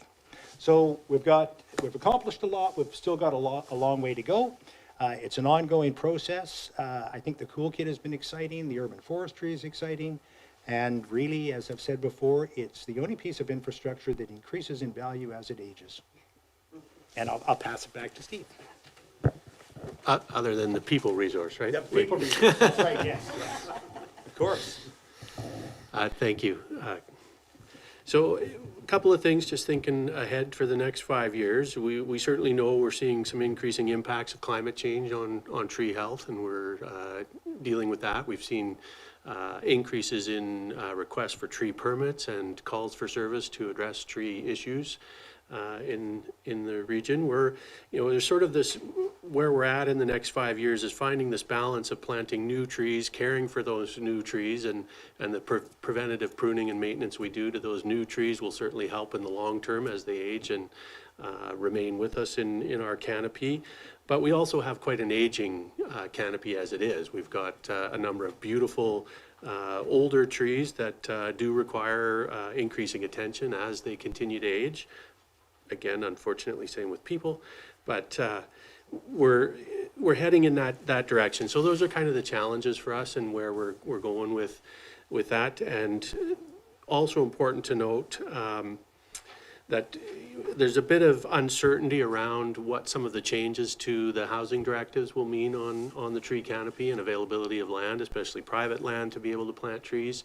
We're ramping up and continue to increase, as Mr. Hidley mentioned, our consultations with community building and planning and engineering and public works on all of those projects. But that often takes an arborist out of service, so to speak, in doing some of the preventative work and some of the maintenance work with our trees. So we're, again, trying to balance those demands on our resources. Moving forward, looking at improving awareness and education regarding the value of the urban forest and those strategies, continue to increase planting and, as Mr. Hidley mentioned, that tree planting on private lands. And I also would look at continuing to develop those natural area management plans for the remainder of our parks in the district. I will also note that all items in this report, again, this was really an update and a presentation of the plans for the next 5 years, but all the requests will go through the budget process. We're not seeking funding approval tonight. Those are all will be presented in the budget process and go through that approval process there. Thank you. Thank you very much, Mr. Meikle, Mr. Hidley. Nice to have you in the room here. Councillor Green. And again, process, this is open for public input, so anybody members of the public who wish to speak and are online, please use the app or the 1-855 number to raise your hand. Again, if you're calling into the 1-855 number, it's star, not #9, but *9 to raise your hand. Councillor Green. Thank you, Mayor, and through you to Mr. Hidley and Mr. Meikle. Thank you very much for the report and the update. The Cool Kit program has been highly successful, and I know that. I am getting a lot of inquiries, though, recently, and you mentioned this, in reference to high-density development and what the impacts might be on our tree canopy in Oak Bay, and I know people are generally concerned. As you point out, that's primarily on private property, however, and I think that's something that we need to clarify with people, that that the public tree canopy and those trees that we're responsible for are stable and perhaps increasing. So it's the private property issue. And we also know that communities with a larger tree canopy are much cooler communities. So this is all very good. So hopefully we can, through the development of density over the next 5 years, we can encourage homeowners on private property to see trees as assets rather than liabilities. But thank you very much. Thank you. I'm going to try and focus us on questions at this point, and then we'll get to the motions and pieces, but I appreciate that was a totally reasonable comment and don't want to slow things down. Go ahead, Councillor Patterson, then I have Braithwaite and Appleton. Yes, thank you, Mayor. And just following up also, and I know it's partly involving the housing, but I know that on my particular street, we had 2 infills and 1 housing replacement and lost 26 trees, full mature trees in the process. So that's a significant change in the tree canopy. And I guess through you to Mr. Meikle or Mr. Hidley, do we anticipate that the bylaw we have about the trees, tree replacements, and the percentage of tree canopy will be reviewed and perhaps reduced with the new housing orders? I'm not sure if that's a Mr. Meikle or Mr. Bowl or Mr. Hidley question. Sure, Mr. thank Hidley. you, through your worship. It's hard to say, but I anticipate yes. And I can't see how we can get our canopy cover requirements that are defined in our urban forest strategy on what's being proposed in Bill 44. There's a few ways we could look at it. If it can't go there, would we take bonding securities and plant it elsewhere in the district? One of my biggest concerns there is border trees, where the relaxed building footprint are going to be impacting neighbors' trees. And how is that going to work? So there's going to be some real questions that are going to be difficult to answer with this, and it will be a time will tell. And as things roll out, we'll have to make some bylaw amendments, I'm sure. Thank you. I have Councillor Appleton and Braithwaite that had disorder. Appleton, Braithwaite, Patterson. Thank you, Worship. I have a couple of questions here, so I'll seek your indulgence. Through you to staff. I was going through in some detail sort of the implementation plan here, and I appreciate the comprehensiveness of it, and just sort of what's laid out as far as recommendations and objectives, and it's quite ambitious. There's quite a lot of new spending implied in here, and I appreciate that we will be talking about around budget time. Just firstly, there's a proposal for an additional arborist position in here, and I'm just kind of talks briefly to potential tasking. It says potentially focus on, and a couple of other different components and that sort of thing. I'm just wondering whether we could get a little bit more detail about what the proposed tasking for that new arborist position might look like. Mr. Headley? Sure. Through you, Your Worship, thank you, Councillor Appleton.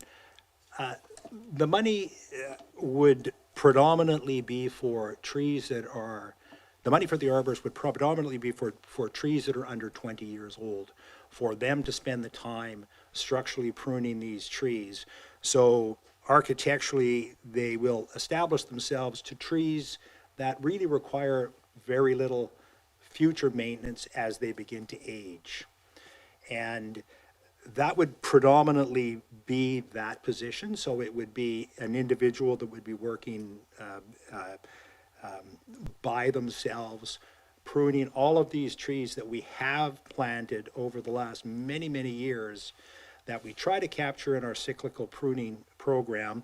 But because we're limited with just the 2 working arborists and the 10,000 trees, many of them being mature, we really have to prioritize things in regards to risk. So hence, a lot of these younger trees need this structural pruning. It's, from my perspective, it's the money best spent to save money down the road. Okay, Councillor Appleton? Thank you, Your Worship, and I appreciate that information. Similarly, with respect to the proposed parks clerk position, as 0.5 FTE, Mr. Meikle mentioned briefly sort of an increase in permits and the request for permits of this nature, and expected to be more. So, can we get a sense of what that current scope of work looks like, and what that current increased demand looks like, and what the projected demand would look like? Mr. Headley? Sure. Thank you, Your Worship, Councillor Appleton. So with any new development, we take, if there's trees to be protected, we take securities. That's just part of the permitting process. All of those securities are held for a period of time. We work our way through the development process with various times that we inspect, etc. On top of that, there is the tree replacement for any tree that is removed. There's a replacement requirement for that. So it's an awful lot of paperwork, and currently I'm doing a portion of the job myself, because with any permit, there is, it's really a kind of a 3-step process. It's the arborist that goes out to look at the tree. There's an inspection when there's an inspection when the new tree is planted, and then there's a follow-up inspection. There's a paperwork piece for each step of the way that is time-consuming, and this is where the parks clerk comes in. So currently, I'm doing a portion of that position, and there's other projects that I really should be working on. And this is not unanticipated, but it's just something that has just evolved through the urban forest strategy. It was identified early in the strategy itself, I think in year 1, if you look through the first 5 years, but we decided to wait and see how things played out when we adjusted the bylaw, taking the tree protection from 60 down to 30. So it essentially doubled our permits. Thank you. Mr. Meikle? Thank you, Your Worship. It's also coincides with increases in terms of the demand for park permits in general. So our parks clerk in handling, we look at the job in those two portions, really the tree portion and then the park permits and park rentals, building rentals in parks. So we're looking at growth in those areas, in both those areas, hoping we can continue to grow the park permit side of things and rentals of Windsor Pavilion, for example, and need that additional clerk time to be able to meet those demands. Councillor Appleton? Thank you, Your Worship. I appreciate that. And just further to, proposed positions in here, there's the proposed or potential natural areas and restoration manager position.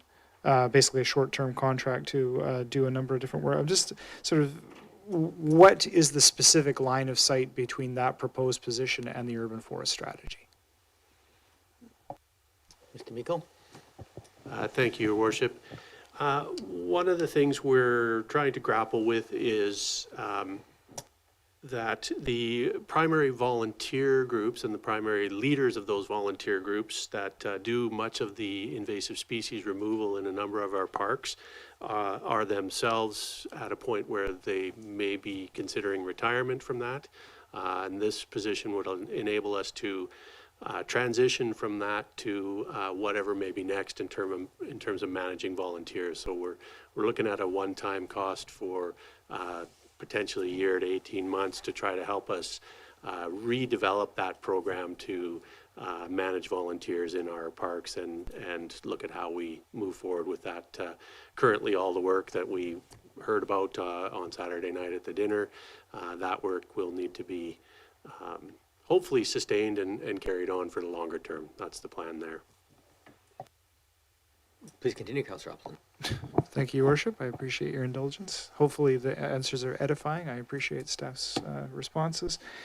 Just with respect to the tree inventory that's proposed, how is the current inventory kept? Like, what is the nature and sort of the data management on the current inventory of trees?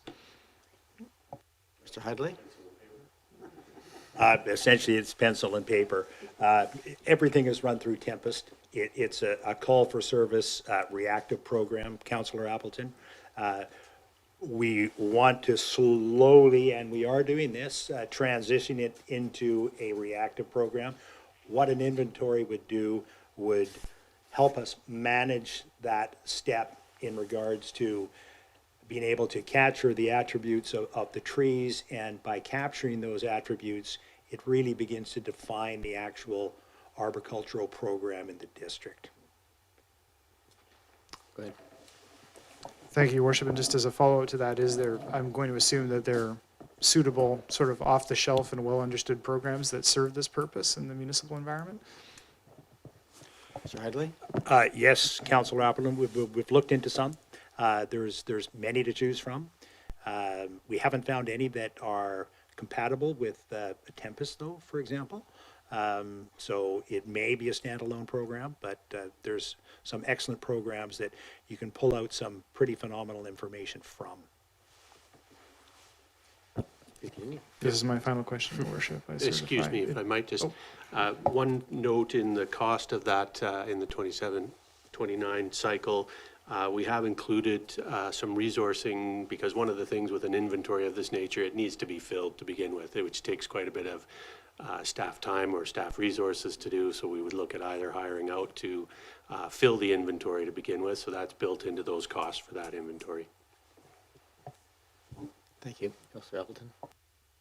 Thank you, Your Worship. I appreciate that. And I guess I've sort of had a question that's arisen from the conversation thus far, that it's a bit of an existential question and may not be able to be answered around here. It's maybe a bit rhetorical at this stage, but what is the nature of what process improvements do we need to look at or to consider resourcing to ensure that arboriculture and urban forestry is aligned with community and building and planning, as we roll out our response to Bill 44 and the housing directives. I mean, this is a big question. Other councillors have spoken to this. I know that the individual departments themselves will be casting their minds to it. Obviously, building and planning is. I've, some insightful comments here. I'm wondering about the connection between those two things and what do we need to consider from a staffing and resourcing perspective to ensure that those two things align. Mr. Meikle? Thank you, Your Worship. We believe we've put forward what we feel we need in the near term in this next 5 years, especially. It certainly the picture should become more clear as we progress through those 5 years and see how development will progress and what that actually means. But as mentioned, one of the things we're grappling with is that balance between the consulting arborist for those developments and the time that takes that arborist away from actually pruning and maintaining and taking care of the trees and trying to find that balance. So thus the proposal for a new arborist position would build that back into our repertoire, so to speak, so that we are addressing those young trees in particular and ensuring that their health is mitigated, I guess, or assisted in over the long term. Thank you. I'll just quickly add that, sorry. We didn't rehearse this. Yeah, that's true. Park staff do attend the building planning community development meetings. So we know what each other's doing in regards to when it comes to trees on trees and development. And I think that relationship will build and change and morph to what transpires with Bill 44, which we just don't know. But I think that we'll have to put our thinking caps on and just see how we can achieve what our objectives are and how successful that can be as this unrolls. I will just say thank you, Your Worship, and I appreciate very your much. indulgence. Councillor Braithwaite and Patterson? Thank you. Well, most of my questions have been asked. However, I did want to say a couple of things. Well, number one, I can't remember the last time we actually hired an arborist. So it's been many, many years since we hired an arborist, correct? Yeah. Okay. But when I'm looking at this, I love the 7-point list under the analysis portion of the staff report. It was really impressive, so thank you for that. The cool kit part and the replacement trees that we've done is really great. Thank you for the other night. There was a great talk at Windsor Pavilion through the cool kit program. It was very well attended, so that was really great. So thank you for that as well. The challenges is one of the things that Councillor Patterson touched on, and you touched on it a little bit, Mr. Headley, in regards to the building site, how everything's going to be changing, and that's a very huge concern to me, as it is to others around this table. When I look at your recommendation and objectives list, I kind of did a quick ad of it all over the next 5 years, and it's going to be about $550,000. It looks like to me, so which I think is well within what is doable within the budget for this. I wonder are there opportunities within there to get grants for things like replacement trees, etc., and have we looked into that? Mr. Meikle? Thank you, Your Worship. We are continually looking into that, yes. Yeah, we're certainly searching for those grants. There's been a couple of potentials recently that we're looking into now, but nothing definitive yet. My last question is just, I was trying to remember, Mr. Heidley, what you said was the number of trees that we've replaced on private land, and I think you said it was 150, was it? Was that right, or 350? I can't remember. It's about 150 cool kit trees. Yeah. Thank you very much. I have Councillor Patterson and then Watson. Yes, thank you, and to either Mr. Meikle or Mr. Heidley, or both, as it has trended.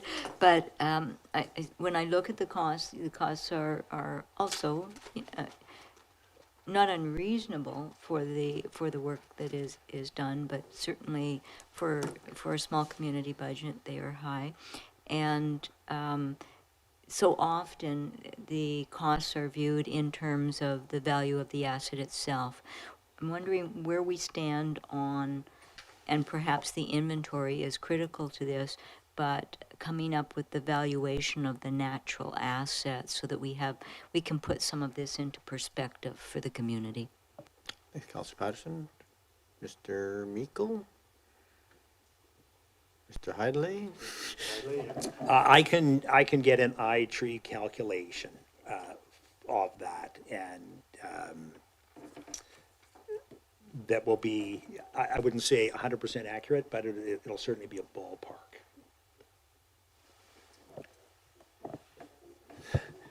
Thank you. Councillor Watson and then Smart. Thank you, Mayor, and through you to the park staff, please. I'm curious to know what the impact of BC Hydro pruning has on our Oak Bay canopy plans, particularly when you talk about structural pruning and a focus on doing that with younger trees, because I know that is a concern that comes up in the neighborhoods, that municipal trees get disfigured by and may be compromised by that pruning, and I just would ask you to comment on that, please. Mr. Heidley? It's you're correct through your worship. It's a struggle of ours. It's ever changing. It depends on who the contractor is and the quality of the arbors, the utility arbors that they have. It's a constant back and forth with BC Hydro. We have no jurisdiction whatsoever over district trees and utility clearance to the primary line. And although we can say this and say that, the only thing that we can really enforce if the pruning is brutally bad and they're missing what's referred to as a target cut, then we can have that discussion.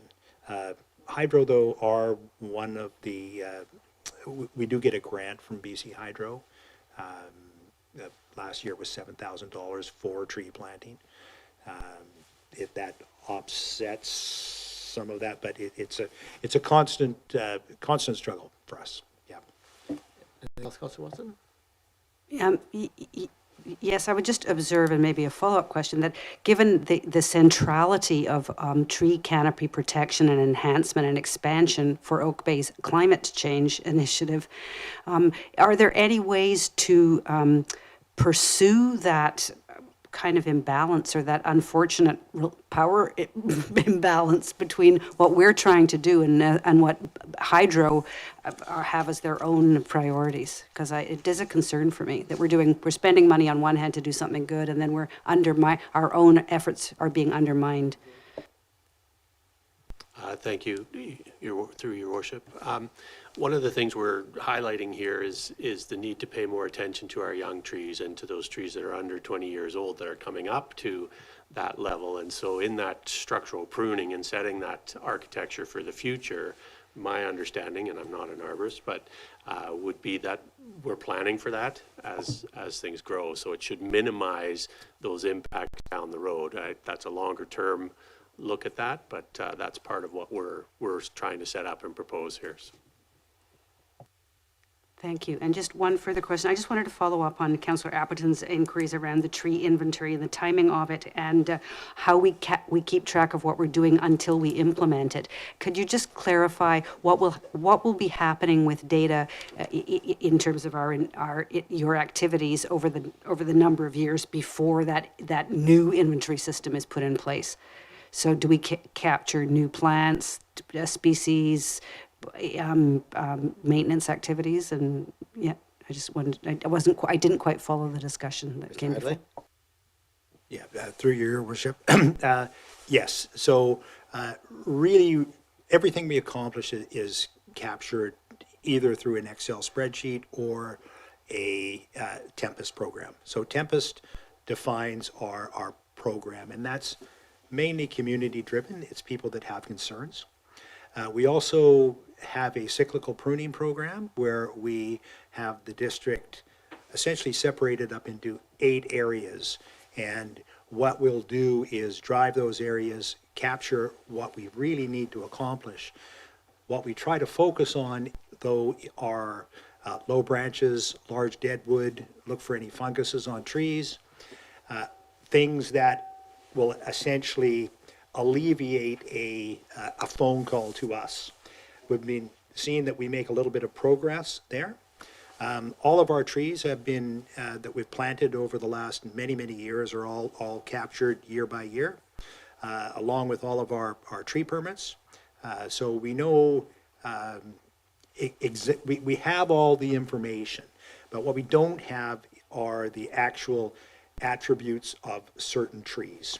And we know that we have an over-mature to mature urban forest, but we don't really know how old.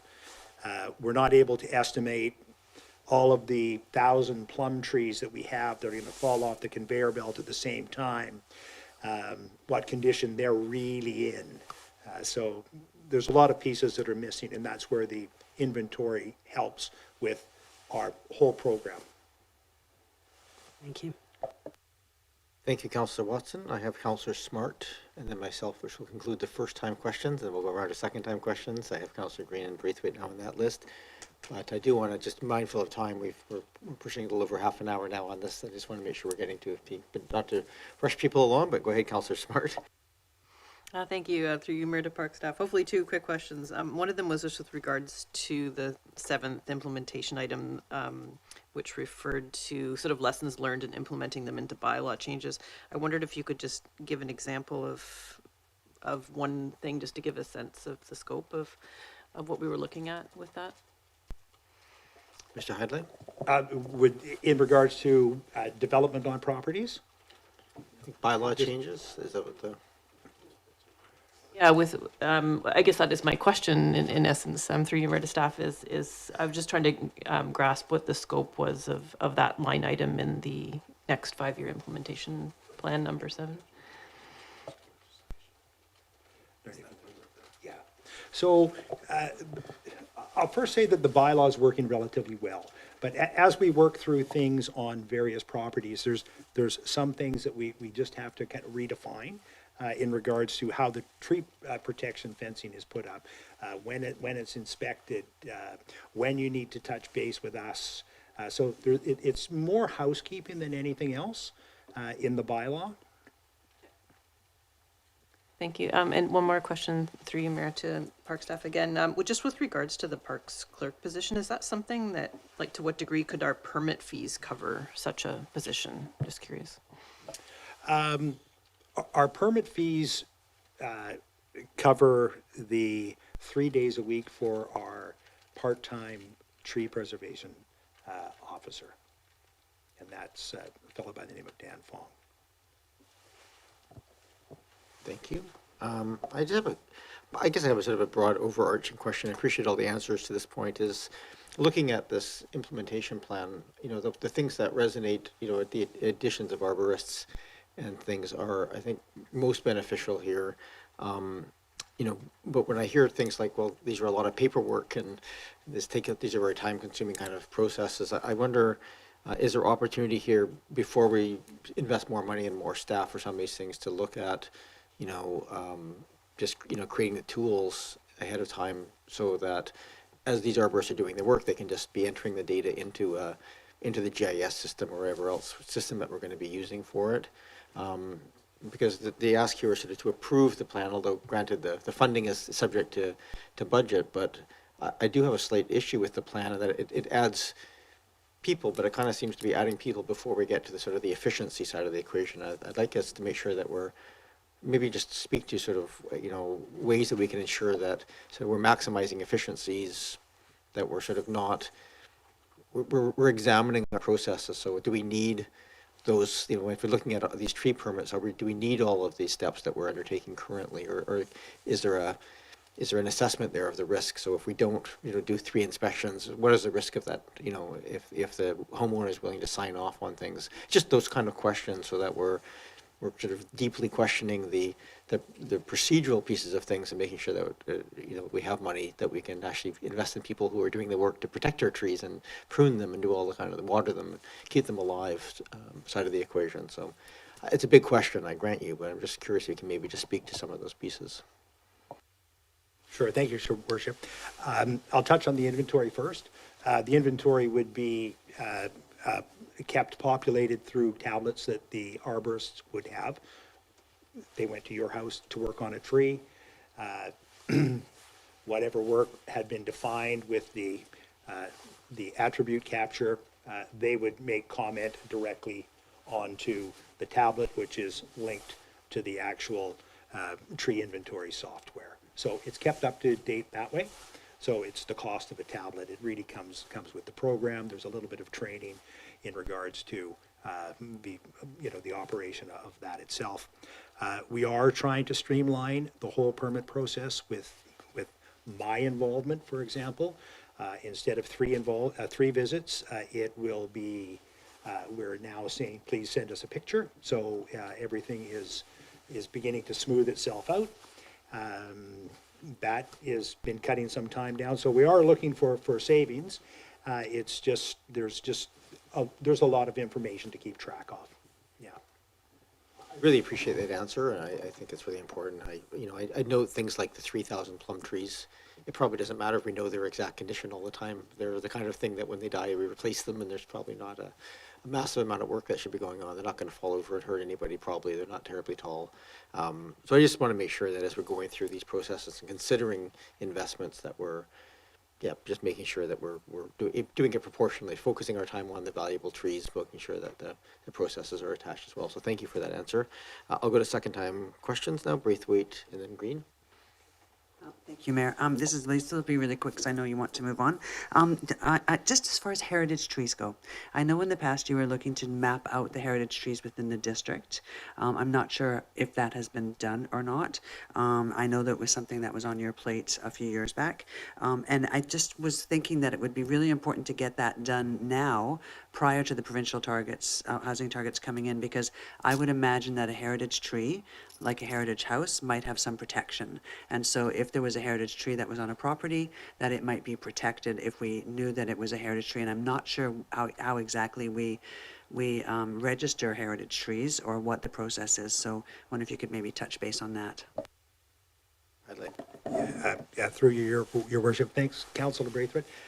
The majority of the heritage trees have been captured by an Oak Bay citizen. They're there on a list. The way it worked in Saanich, I was on the significant tree committee, was that the owner had to agree that the tree would be recognized as a significant tree, whether it's historical, whether it's rare, whether it's large. And from that, it would be attached to property title. And then it would be protected in perpetuity. The owner had the opportunity to say yes or no to that. Some said yes, some said no. But for the most part, it was a good program in raising the profile of significant trees in a community. So we have them both on public and private land. Thank you, Mr. Hadley. Councillor Green? This will be really quick, thank you. And through you to Mr. Hidley and Mr. Meikle, you mentioned the $7,000 grant that is provided by BC Hydro. I'm assuming that's an annual grant. Is there a role for Mayor and Council to assist and support you in requesting an increase in that grant? I guess my question is, how long has it been established at $7,000? And is there room for Hydro to increase that grant? Thank you. Through your Mayor, thank you, Councillor Green. This is actually the most we've received from BC Hydro was last year was $7,000. Usually it's around 4 or 5. It's a little bit labor intensive. For example, there's before and after pictures. There's report writing and such. So you sometimes query is the time we're worth the money, but we always do it. And if I get a read on the scenario, that is about as much as most municipalities get. I may be wrong there, but that's how I read it. I appreciate it. Thank you. All right. Definitely doesn't cover all the costs that we're looking at here. So, all right. Thank you. There's still no hands raised from the public, so we'll come back to this table for So move receipt of the report, moved and seconded. All those in favor? Any opposed? None opposed? Move the recommendation. This is that the proposed implementation plan be approved. Oh, that's approved subject to specifics being approved within various budgets. So moved and seconded, thank you. Is there any other discussion? I've had lots of questions here. Happy to take comments. Go ahead, Councillor Appleton. Thank you, Your Worship. And I can support the implementation plan as it's currently laid out, and I do appreciate staff's information here. I think it's important to note, as is noted in the staff report, this is going to contribute to potential difficult decision-making when the budget time comes. As is mentioned in the report, all of this will have to be considered at budget time. And as is noted, so that's going to be an overall difficult decision-making process for council, I think they're already aware of. But as is noted in the report, a significant driver for the needs outlined in the urban forest strategy and the management strategy is driven by the effects of climate change and climate change impacts. And so what we are seeing here, and I think it's really important to communicate really clearly outwardly to the public, is here are immediate costs, cost increases and immediate resourcing needs that are brought about by climate change impacts. And it may, depending on what council decides as far as budget direction, it may affect other aspects of the municipal budget in order for us to take care of this asset. So there is a direct relationship between what's proposed here and the district's need to react to climate change impacts. So I look forward to that discussion around the budget table, Your Worship. Councillor Green? Yes, and again, briefly, I really appreciate your comments around collaboration internally with other departments, specifically planning and building, because I think that will be a key message for the community that, yes, there will be densification, but wherever possible, we'll be working together in a collaborative way with other departments to try and protect and preserve the trees we have and to encourage homeowners to increase the canopy on their properties, regardless of the push for density. So I really appreciate that. And to Councillor Appleton's points around climate change, this is the critical year. I was just reading that our snowpack is only 62% of what it should be. So we have another drought-ridden year coming ahead of us, it looks like, in BC, and especially on Vancouver Island. So things are critical, and it's an important issue. So thank you for the report again. Thank you, Councillor Green. We have the motion on the floor. Any other discussion or comments? I'm not seeing any. I will call the question. All those in favor? Any opposed? None opposed? That carries. We look forward to seeing this work continue. And thank you on behalf of all the council and the community for all that you've done on this one. I think it gets forgotten sometimes how much work went into the urban forest strategy in the first place, and all the work that goes on behind the scenes with the community day in and day out. And it's just, it's quite fantastic when people sort of, I think we see it when people just walk around our community and feel how the community feels and breathes the air. It's great, and you guys do a fantastic job, so thank you. We move to number 10.5, which is the Henderson and Cedar Hill Cross Road bike lanes. We have Director Robertson from our Director of Engineering and Public Works.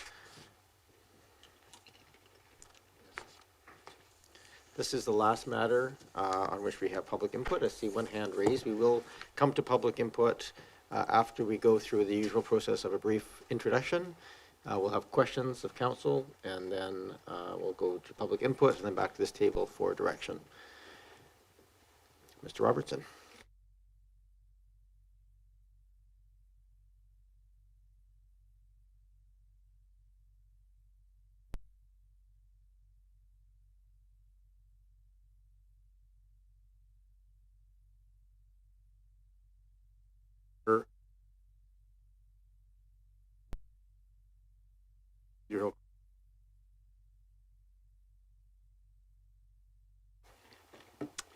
As all the information's in the report, and there's a couple of options if it's felt that more information is needed, is to undertake a parking study, usage study, and bike count. And if there's a wish to proceed with removal, just a matter of parking on the adjacent streets, that we notice a couple of different applications there. that should probably be reviewed and straightened out with some consistent model there, which we could undertake quickly.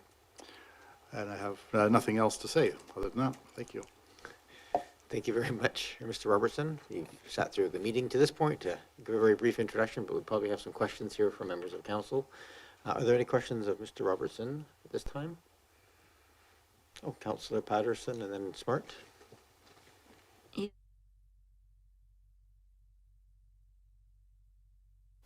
The one thing that is not captured in this, and I know it's certainly outside of the scope of your responsibility, but something that is somewhat cumbersome, where changes are being made throughout the greater region on buses, and that is the bus transportation, the public transportation system.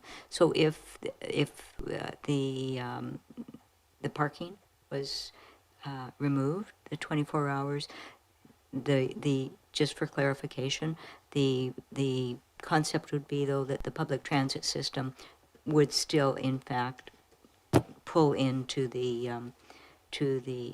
public transit bus stops, which could still block a lane, but they would just cut in where the bike lanes are. Is that what is anticipated? Mr. Robertson. Through the mayor, that's correct. Sorry, Councillor Smart. Yeah, thank you. Just a few questions. There were some great points brought up by residents that I just wanted to address through you, Mayor. Just with regards to the frequency and location of crosswalks, I wondered, in addition to looking at the impact on side streets and those regulations, has engineering already, or could they look at the frequency and location of crosswalks, being that there'll be increased pedestrian use with people parking on side streets? Mr. Robertson. Through the mayor, we did not look at that as part of this, but we certainly could look into that and report back. Councillor Smart. Thank you. Another one of the points brought up was a lack of response by commissionaires, and I'm not sure if there's a staff member here today that would like to address that, but I guess I would just love to hear a little bit more about, because this is not the first time I've heard this concern in the community, and I guess what the standard of services, and if there's anything we need to do to improve upon that if we're not enforcing some of these issues, it could be an increased problem. Mr. Bowl? Mr. Robertson? I'm not sure where I'm directing this. Thank you, Mayor. As I'm not directly involved in the topic, it's probably a topic we could take with us and look into. So could you, if it's possible for Councillor Smart to rephrase that question or repeat? Sorry. Thanks. Yeah, perhaps just as clear a question as possible. We can maybe come back with an answer. Yeah. Are we aware, and again, this may be something to take away for another time, but are we aware of, I guess, the contractual response time to a resident calling to complain about, say, a car blocking their driveway or parking for 3 days? I'm just wondering what, I guess, the standard of care is, since it's a contracted service by the municipality. Thank you for that. I think we'll just take that away as a... Yeah, thank you, Mayor. I'd like to forward that then to the relevant department. Thanks. The commissioners tend to work during business hours, so they often wouldn't be there in the evenings for enforcement purposes. But they knew, just for the record, we certainly had many issues over many years with parking around the two, with the Ground Camosun and UVic, and students parking. And so the commissioners often, what they do, cover that area quite thoroughly, particularly at the start of each semester, as the students are learning where they can and can't park. But outside of that, I don't know much more about the enforcement piece of it. Dan, you have any other questions? Yeah, thank you. Just one more question. And again, I'm not sure if this is really within staff scope particularly, but I will ask in case they do have the answers with regards to Handy Dart. And my presumption is that, just like the regular buses, that Handy Dart could park in the bike lanes anywhere in front of somebody's house as I see them do in my neighborhood, and that it would not be an issue and nobody would enforce that. But I just wanted to clarify that concern that was heard. Mr. Robertson, I don't think that's, go ahead. Yeah, through the mayor, I don't believe the change would impede that at all. Thank you. I have Councillor Patterson. I already had Councillor Smart. Is there any other questions at this time? Councillor Braithwaite? Thanks so much, Mayor. Thanks very much for the report. When I looked at this, I went, oh, geez, we only got 21 responses, but then I realized it was 14%, and 14% is actually quite high for a survey, because normally you get about 5 or 6% response, from what I understand. So then I felt a little bit better about that. But it was very interesting to see the responses and some of the comments that they had. I do have a question in regards to the Cedar Hill Crossroad area, because you talked about the nearest ability to park is 75 meters east of Henderson Road, and then so that would be 160 meters from the nearest property and 295 meters from the middle property.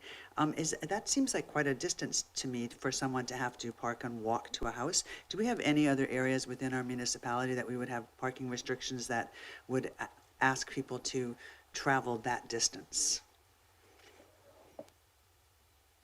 That you know of, Mr. Robertson? Through the mayor, not that I'm aware of. Yeah, that particular area just doesn't have within our municipality side streets that happen to go, just the configuration of the subdivision when it was put in. I can't think of any others that way. I guess the other, the more easterly part of Cedar Hill Crossroad, but there isn't a residential subdivision that's, there's a gated one there, but other than that, it's the golf course, it's the rec center, the church on the corner. Thank you. And then, what was my other question? Sorry. The other thing I was thinking about, and I wish I would have thought to ask this months ago, which is, if we are to support bike lanes being on Henderson, in particular 24/7, I wish I would have asked before how wide the road was there, because I think it would be of interest to have a two-way bike lane on one side and the ability to park on the other side. And I'm wondering if the road is wide enough to do something like that. Mr. Robertson, do you know? Through the mayor, I did look it up tonight, one part of that. The road's 11.6 meters curb to curb. So I'm not sure, I don't know about the configuration of what we could put in there, but it's something that we could look at. Because the road is the same the whole way along, we could look at a typical cross-section to see if there is anything we could fit in like that. That would be really, for me, that would be really interesting, because I think that would solve all of the problems that we have. I mean, we could support, it would show support for the bike lanes, but it would also be supportive for the residents that live along there who would like to have some parking. So that would be something that eventually, when we get to that point, I might ask to have a look at something like that. But I'm interested to hear the comments of my other fellow councillors. Are there any other questions of council or staff at this time? Councillor Patterson?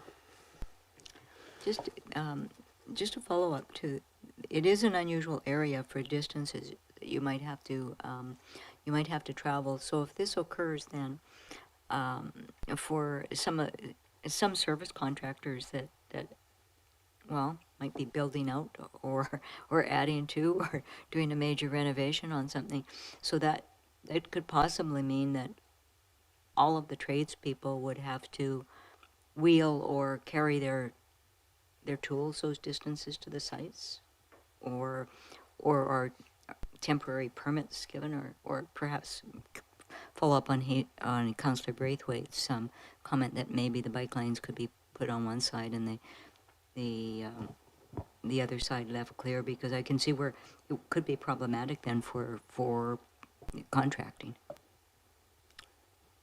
Mr. Robertson? Through the mayor, many of the properties along both roads have fairly good-sized driveways that would likely be able to accommodate some service vehicles. And there's probably options to drop off tools and materials and then park in another area. There may be the option to get a temporary permit, and that's something we'd have to research and see. I'm not completely sure of what the rules are governing that. Thank you. Don't see other questions. I'm just going to ask a couple of very quick questions, I think, to kind of help focus our decision-making here going forward. A number of months ago, we adopted the active transportation plan, and that plan envisioned bike lanes along this route. Is that correct, Mr. Robertson?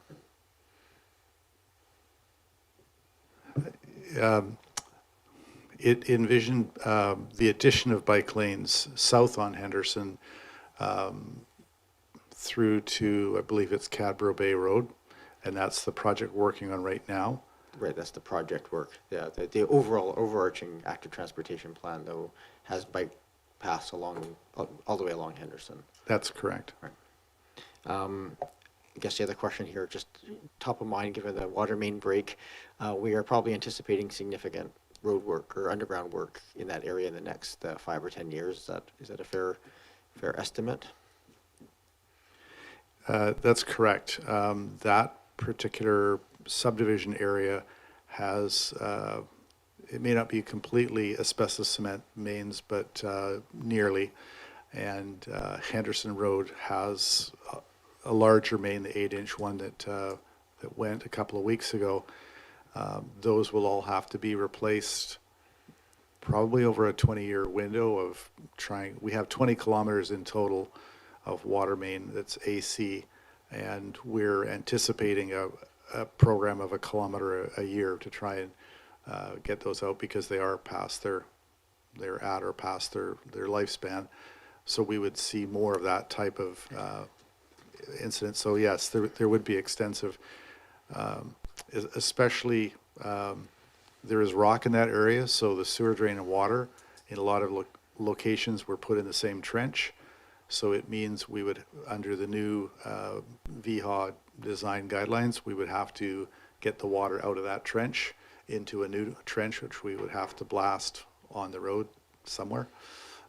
So it's significant work that will be done, starting with the larger size mains, I would suggest, which would be on Henderson. Okay, thanks for that. I do appreciate then there's what's contemplated here. There was no significant investment if the changes are made. This is really just removing the time restrictions on the signs and allowing the bike lanes to be used 24/7. There's no additional significant construction work contemplated within these bike lanes. That's correct. Okay. Thank you. I think those are all my really just clarification questions more for our framing of this discussion. I don't have other questions at this table yet, so I'll go to the public. I'll go to the public and we'll come back to this table. We have Mr. Taddy. You were here earlier with us. Welcome back. Thank you very much. Can you hear me? We can. Yeah, thank you for the opportunity. Again, it's been interesting following everything, and certainly supportive of the tree canopy. On this issue, I would just raise 3 points. One is that, in my view, 86% not responding to a very specific survey speaks to them being at least neutral, at the very least neutral to the concept of bike lanes. And the response rate actually is very low, given the specific nature of where the letters went and the issue. And so I think that's actually very positive for the removal of those limited hours. The other thing is that I want to remind councillors that are concerned about raise concerns about trades and parking. This has been covered many times before while we've been delaying on this issue, and looking at this baby step towards active transportation. And the issue is that these have some of the biggest driveways in the whole municipality. So I just don't see it as an issue, and we're never going to satisfy everyone. If council is genuinely concerned about the priorities of climate change and environment, this is about the smallest step I can imagine a council taking towards active transportation. And finally, a study, in my view, is going to be flawed. It's well known that just by nature, the fact that it's well known that cyclists and of all ages and abilities will use bike lanes as they become safer. Obviously, it'd be nice if this was a protected bike lane, but on this baby step, any study of current use of bikes is flawed by virtue of the fact that people don't perceive it as safe. So those are my 3 points. I just encourage you to get on with this. It's been delayed so many times. I'd like to see some action by council. Thank you. Thank you, Mr. Taddy. Is there anybody else online? I don't see any other people or hands raised or phone numbers showing on my screen. I don't see any, so I consider that. Mr. Taddy, if you could just lower your hand, so if you do want to, so we know that you're concluded. Come back to this table. Councillor Green, as you had your hand raised.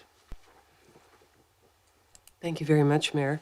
And I really appreciate the input through you to Mr. Robertson. I appreciate the efforts that were made, and I appreciate the comments. I'm fully aware of this issue. It has been around for a while. I just have some points to make. I think the response rate was low because of the time of year, frankly. I think December is the holiday season. People aren't engaged as they might normally be at another time. And so I think that had an impact on the response rate. I also, I would like to see some key usage data as referenced in the report as option 1. I think that would be very helpful for all of us. I'm not sure that any of us have the real usage facts before us. Much of this is anecdotal and has been for some time. And I, first of all, would like to say that I am absolutely pro-cycling, but I also have to represent the wider community as well in my role as a council member. So there are some concerns about the impacts of lack of side street parking. I think that's a real key issue. And in the context of the new accessibility legislation by the province, we have to assume that not everybody is able-bodied and would be able to park great distances from their home. And granted, yes, the driveways are large in this area, I agree. But I'm also aware that overflow parking from the University of Victoria is also an issue. And if we remove resident-only parking on the side streets that do exist, what are the impacts on residential parking on the side streets in neighborhoods? And also, lastly, the infrastructure below the pavement. So thank you, Mr. Robertson, you've indicated to us that there are major issues. We know that. A couple of events occurred recently, as the mayor pointed out. And so these are some of the issues I'm concerned about. I still believe a broader consultation would be helpful. I'm not sure that people are neutral about the issue. Certainly I've heard from people that are not neutral. And so I guess it would be helpful to have option 1 for me personally in terms of really getting a handle on this issue once and for all. But I very much like Councillor Braithwaite's idea of a 2-lane cycle lane on one side of the road, along Henderson certainly. And for Cedar Hill, I guess it would work as well on one side. It's quite a wide corridor as well. So thank you very much for a very good report, and I look forward to hearing the comments of my colleagues. Thank you. Thank you. And before we just get to all the comments here, I just sort of want to kind of distill this down so we don't go my suggestion. So the question here, I think, and appreciate staff's piece here from an engineering perspective, there isn't a particularly large amount of evidence here in terms of traffic and so forth. So I guess the primary question here for us, do we wish to have more information? I appreciate you speaking to that, Councillor Green. Or are we comfortable with moving forward with a decision at this point based on the information that we have? I think if we do want more information, we should be as clear as possible about what that is. And I think there may be some suggestions on some follow-up if this does move forward, actually either way, because what we're contemplating here immediately is a very simple sort of pulling down the time restriction signs, everything else stays the same. If there's contemplation of things like crosswalks or perhaps doing some studies around maybe a more a longer-term plan that might incorporate some parking as well as some, the bike lanes and so forth along that street with some traffic calming. We might want to consider what that would look like, and so we get in front of it before we get to the underground infrastructure pieces, but may or may not be. So those are sort of the framework I think we probably want to contemplate as part of this. Over to you, Councillor Smart. I was just going to say, as point of order, should we not have a motion on the table before giving comments? And I'd be willing to put a motion forward if that's the case. Motions are always in order, so why don't we start with the motion to receive, and you can hold the floor. So, motion to receive. Motion to receive. Moving seconded. All those in favor? Any opposed? Not opposed. That carries. Go ahead. I'd like to put a motion forward for option 2 to direct staff to prepare the changes to the traffic control orders for council's consideration. Perfect. And there's no additional pieces. Go I'll ahead. keep it short and sweet. This is part of our council priorities to have a continuous network. It's about safety. It's about mode change for climate change. And it's about healthy transportation options for our community. That was short and sweet. I think I had Councillor Appleton next, and then Councillor Watson. Thank you, Your Worship. And I mean, I've spoken extensively on this topic in the past. This is something that has been on the books and proposed as an improvement since the Active Transportation Plan in 2011. We've had numerous members of the public, and numerous members of the public indicate that this is something that they want to see happen. As was commented, it's a very, very small incremental step to a safer bike network. And, you know, I would be remiss if I didn't acknowledge the significant number of folks that took time out of their day and came down to the hall in their dozens, and even over 100 people that came to attend the hall to advocate for better active transportation options in the district. This is a very small, very modest, very low impact step that can be taken. The report and the recommendation under option 2 presents the option of analyzing side street parking, and there is no impact from this change in terms of future ability to conduct infrastructure repairs, because it does not affect the road surface in any way, or affect, in fact, anything about the road in any way other than the fact that it's going to be signed differently. So there is no impact to that future consideration. So I would encourage council to take action on this now and to move forward with this very modest, but indicating an intention to move towards an active transportation network. Thank you. Councillor Watson, then Braithwaite. Thank you, Mayor. I will be adding my support to the motion that's been moved and seconded. One of the things that's come up in this discussion is the need for possibly more data, and I am a big supporter of data-driven decision-making, and I bring that perspective to this issue. But I would say we already have plenty of data from transportation surveys and cycle counts. We've received large volumes of input from residents of Oak Bay and the wider community. I myself have made some detailed observations about along the part-time bike lane, about the amount of on-site parking that's in the community. I think there's plenty of it. The response rate to this survey, percentage-wise, maybe is kind of what you would expect, but in terms of absolute numbers, it's very small in terms of individuals affected by this change versus those who would use a safer and permanent bike lane. More cycling counts during the evening hours probably wouldn't tell us anything, because we've already heard from folks that they won't use the space unless it is unless it's a dedicated bike lane. So I'm not sure that that would really be a useful exercise. Build it and they will come. That is what we've been told by the community, and that is what we're seeing in Victoria and Saanich when bike infrastructure is added, that people start biking.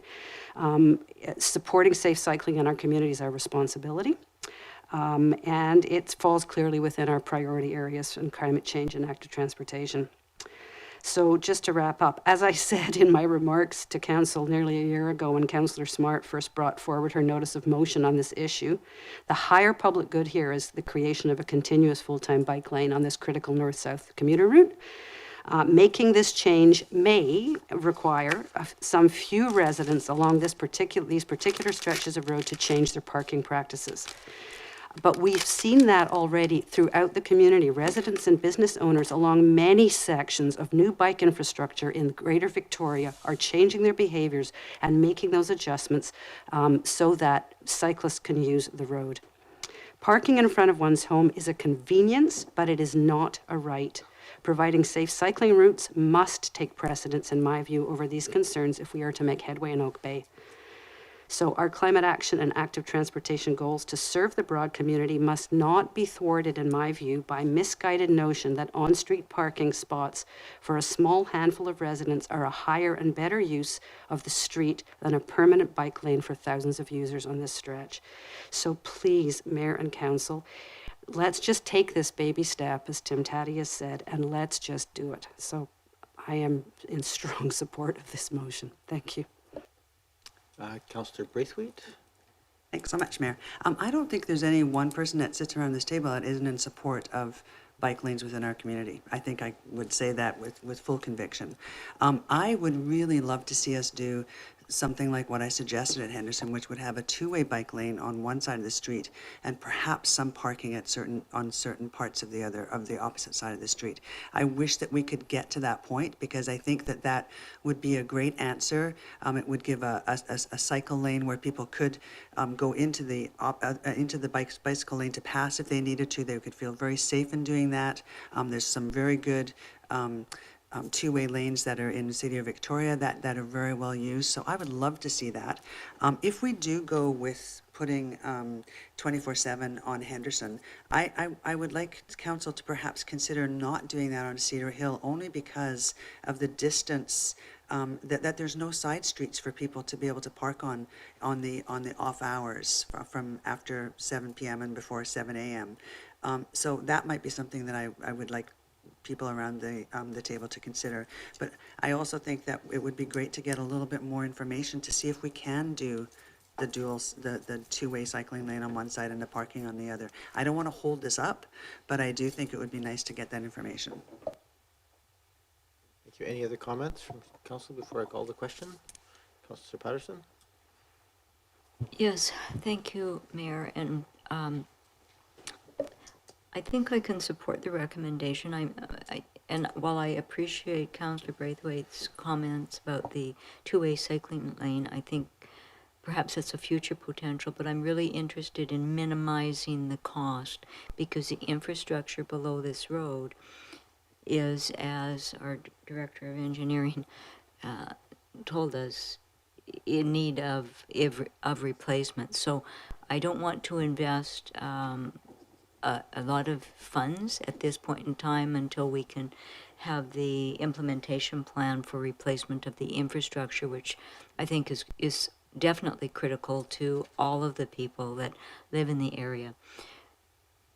I guess what I fail to understand, and I'm not a cyclist, but I do use public transit, and with all of the driveways that are along this street, I think I fail to understand. I'm willing to take other opinions that it will succeed, but I fail to understand that having cars and perhaps multiple cars entering driveways and then crossing the pedestrian sidewalk and the bike lane to get to the road that they have to travel in.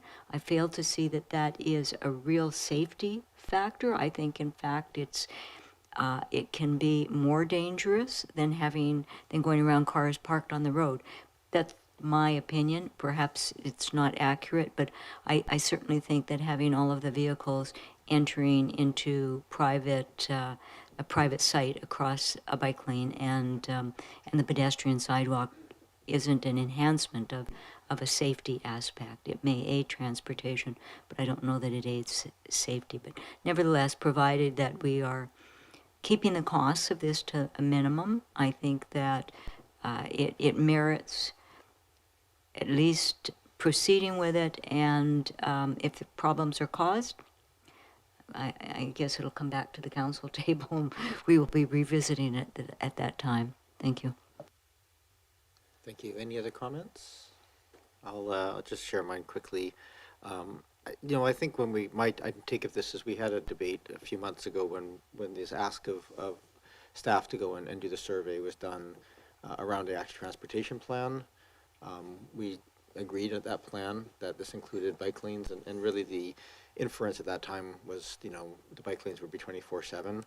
And I think, we had some debate at that point, and that was kind of the policy level piece where that, to my mind at least, that decision was made to do that. I do recognize, I do think the road does need to be redesigned. I think over the longer time frame, I think there's room probably for some parking, probably some consideration of other housing forms and so forth on here, but I doesn't think that would stop us, given that there's already bike lanes there and there's no cost essentially to making the change now.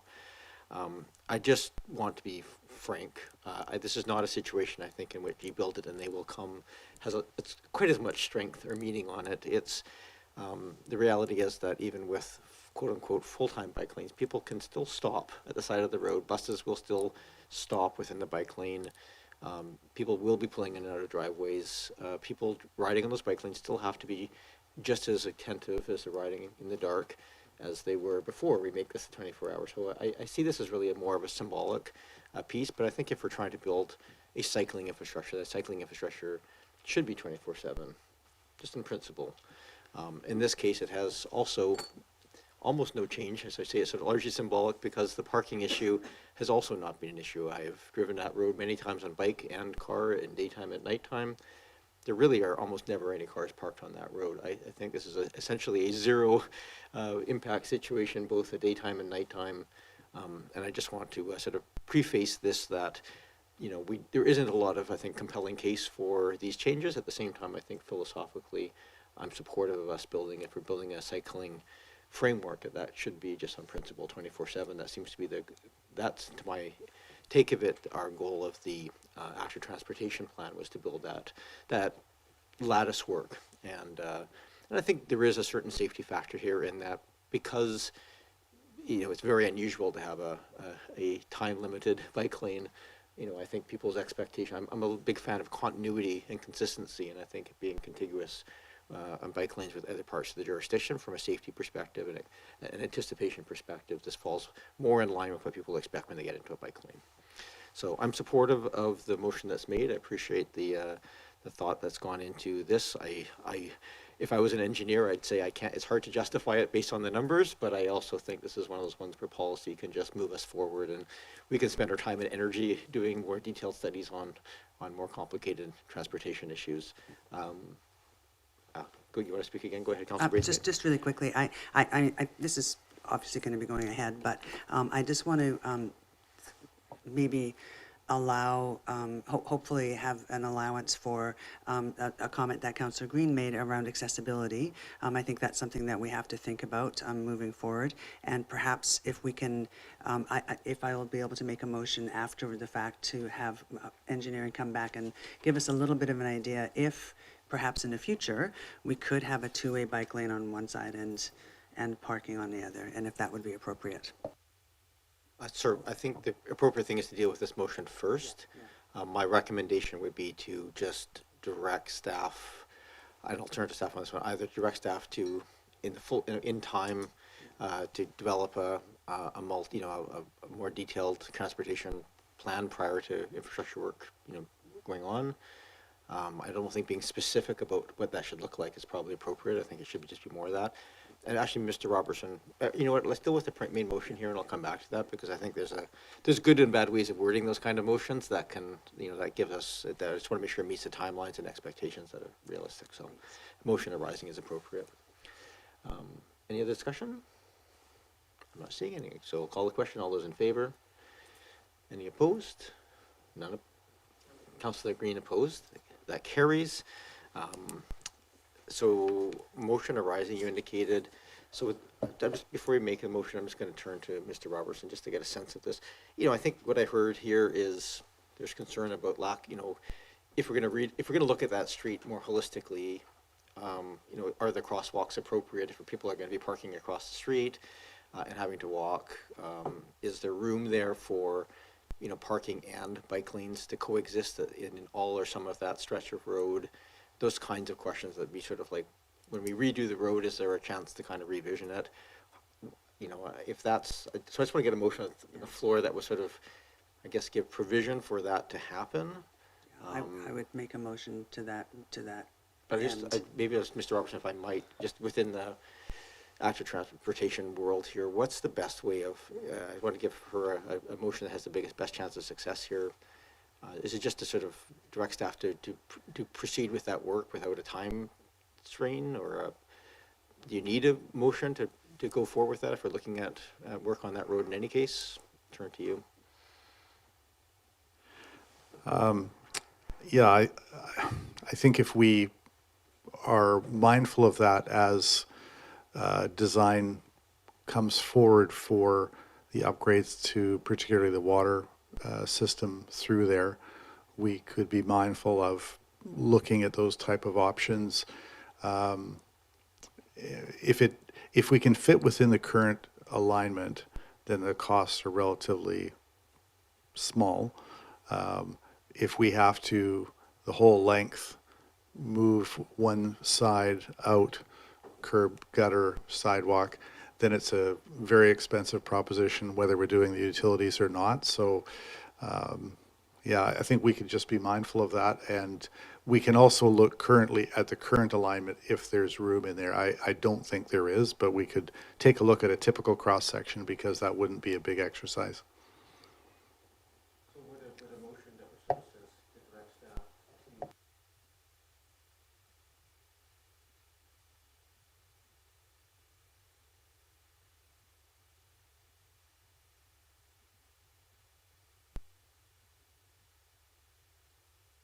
Yes, that would be reasonable.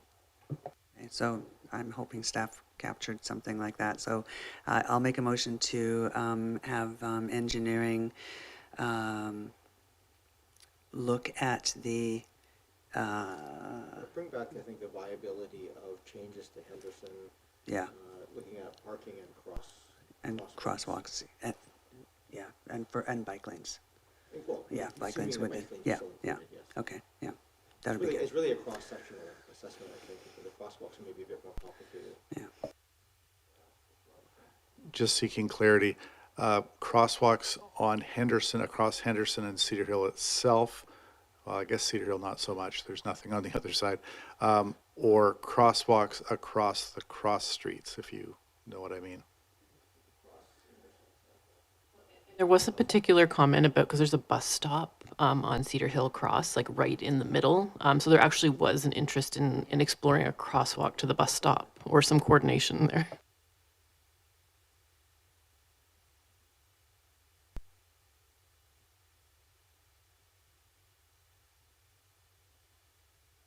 Sorry, I'm throwing my microphone on.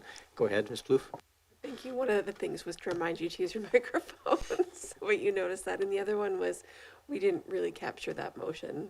I think we have some work to do on a motion. I want to keep this very simple, and make sure that we're not generating an enormous amount of work, and maybe we can bring it back and because I think what we're looking at is the cross section viable to do simple-ish changes so that when major work happens, we could do some other things. If not, that changes the equation quite dramatically. And the other question is maybe a little bit separate, but just to have a look at crosswalks along Henderson, because this will impact, the necessity for maybe people crossing the street to park. And maybe there should be two separate pieces. I don't know. We actually don't have a motion on the floor here. So I still kind of am here, Councillor Green. Yeah. I'm struggling with exactly how to word this. I'll say this, if there's a suggestion I might have here as well, we can always come back. This is not a time-sensitive piece. If you want to go away and think about it. I think that's probably a better idea, just so that we have the right wording. As a notice Yeah. of motion process and come Okay, back with it. I will do because that. I think it's worth getting the wording right so we can actually talk to it. Councillor Green? My question is, does it include Cedar Hill? Would it include Cedar Hill? And the reason I ask the question, I remember that there were women that came to us, I think last year, with very serious concerns about safety issues around that intersection and the crosswalk specifically. So I think Cedar Hill is a safety issue, and I think that we should, while we're at it, address safety concerns along that stretch. Thank you. Okay, so I think we're just going to deal with a motion arising separately as a notice of motion process after the fact. I think that's just a cleaner way of going about it than trying to wordsmith here on the fly. But I think it's an appropriate thing to kind of at least contemplate, because there's been some good discussion here in terms of some of the side effects of the changes. I'm just going to make a note here, Ms. Plouffe. I'm just going to make an executive decision if I think it's okay. After the section of 11, we normally have a new business. We don't in this agenda. For some reason, it just got dropped. I'm not sure how, but it's a technical error, not an intention. So I'm going to have that, because I know Councillor Appleton wanted to just read a notice of motion into the record, so I just want to make sure we capture that. So I'm allowed to do that without, okay, good. Session number 11, we have bylaws and permits. These are 2 bylaws in which you've had 3 readings, so we're here basically back for adoption. Perhaps I'd like them read, if that's possible, just so that... I'll move that the Heritage Revitalization Agreement bylaw number 4732, repeal bylaw number 4854, 2024 be adopted. Seconded. Thank you. We don't normally debate on adoption, but because it's the whole point of this is to have a sober second thought before we adopt, I will give this a chance. All right, I'll call the question. All those in favor? Any opposed? None opposed. And I'll move that the Heritage Designation bylaw number 4733, repeal bylaw number 4855, 2024 be adopted. Moved and seconded. Any other discussion? All those in favor? Any opposed? None opposed. Under new business, Councillor Appleton. And this will come back as on the next council meeting agenda for us to consider, but just to have it on the record. Thank you very much, Your Worship. How much content would you like? Just the motion itself, if you have the exact motion, or even just a summary of what you intend to bring back is fine.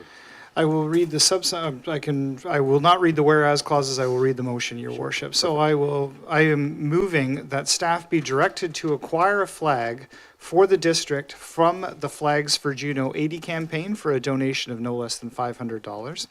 And that staff be directed to arrange for the flag to be flown at the Oak Bay Cenotaph during the week of June the 2nd, 2024, to recognize the 80th anniversary of the D-Day landings on June the 6th, 2024. And that once the flag has been lowered after the week of recognition, that council consider an appropriate format to display the flag, or in the alternative, to donate it to a worthy organization or individual. Thank you very much. And that moves us to adjournment. Moved and seconded. Thank you. All those in favor? Any opposed? Not opposed? That carries. Thank you very much, everybody. Thank you for the support on that, Hazel. Sorry? Thank you for the support on that. I was trying to support on that. Good movement.